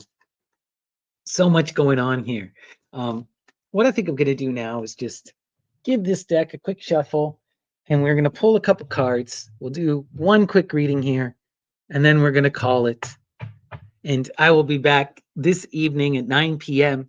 for our regular tarot reading, of which the Solabusca will be making an appearance. So if you want to see more Solabusca readings, or you would like to request me to pull you a Solabusca reading, you can come to that stream, or you can send me a super chat or super thanks now. All right. So we will invoke Apollo and the Muses and ask them to shine their light upon us and the Sola Busca Tarot to guide us throughout our day and to help us to realize the beauty of our dreams. So, Apollo and the Muses, what is the empowering and inspiring message from the Sola Busca Tarot? All right. It may not be the most shuffled since we just went through it. So, trying to give it a shuffle here, but with new cards that are this big, it's kind of hard to shuffle. So we'll see how this turns out. Okay. All right. Let's see. Muses inspire. What is the message from the Solabusca Tarot? Okay. We're just going to do a 3-card reading because of size constraints as well. These extra, when you get decks that are in the old classical style, of the Italian Triumphi, they're always way too tall. All right, let's see. Okay, we got the Two of Swords. Peace, right? The magic of Libra coming together in communication and in harmony, learning to accept the world around us and to strive for peace and for balance and for connection, to not be in conflict. Wow, powerful. Let's see. On our other side, we got the Three of Swords, miscommunication and misunderstanding, frustrating energy here. And what I'm getting the sense of is, this energy of the Three of Swords, it's kind of inevitable, It's something that happens to all of us in many different ways. It's hard, it's frustrating, it's, you know, confusing energy. And it's energy that can lead to a lot of anger and resentment. But ultimately, that Three of Swords doesn't stay in this energy. The three is all about coming into harmony, coming into greater connection, overcoming that disconnection, right? We're on the cusp of getting into the four. And the four is truce. But this is even greater than that because the truth is the beginning of real wisdom. We're no longer in this frustrated energy, but we're truly collaborating. We are gaining a greater perspective through sharing with each other and seeing things in a greater clarity. Oh, and look at that. I knew something like that was going to happen. Oh gosh, I will make sure to give it a really, really proper shuffle and a sort through before our readings tonight. But look, be at peace with the conflict because that's what takes you into truce and into collaboration. We got all this sword energy. It seems very Christmassy, red, white, blue, and the time of year we're in. And the message, learn to listen, to be at peace, learn to come together, to break free out of that negativity and to strive for balance and harmony, to see the world in new light through the light and eyes of others. Together, we can do something so much greater than we could alone. And real wisdom is born of community. All right. Beautiful. What a cute little message. All right, everyone. This has been the Sola Busca Tarot, right? One of the more wild and obscure tarots from classical Italy, the oldest complete tarot that we have, and a true piece of history and magic. I hope you guys enjoyed that. Make sure, if you're interested in this deck, to go check out the incredible book by Peter Mark Adams, The Game of Saturn. They also do another book I have yet to read, but my buddy Graham picked it up, so we may do it on Searching for Dragons. But it's by Peter Mark Adams, and I can't remember the other guy. But it's a dual book where one is an expert in the Marseille Tarot, and then Peter Mark Adams is the expert in the Sola Busca Tarot, and they compare and they contrast the two different systems and how they line up. So interesting stuff there. But yeah, the Sola Busca is so much fun. Wild magic, Roman magic, ancient magic, and taking us to a totally different place in a totally different perspective. All right. I hope you guys enjoyed that. And thank you guys so much. Peace and love. And I hope I will see you later on this afternoon, or this evening, sorry, for our regular tarot. And until then, peace and love, and take care.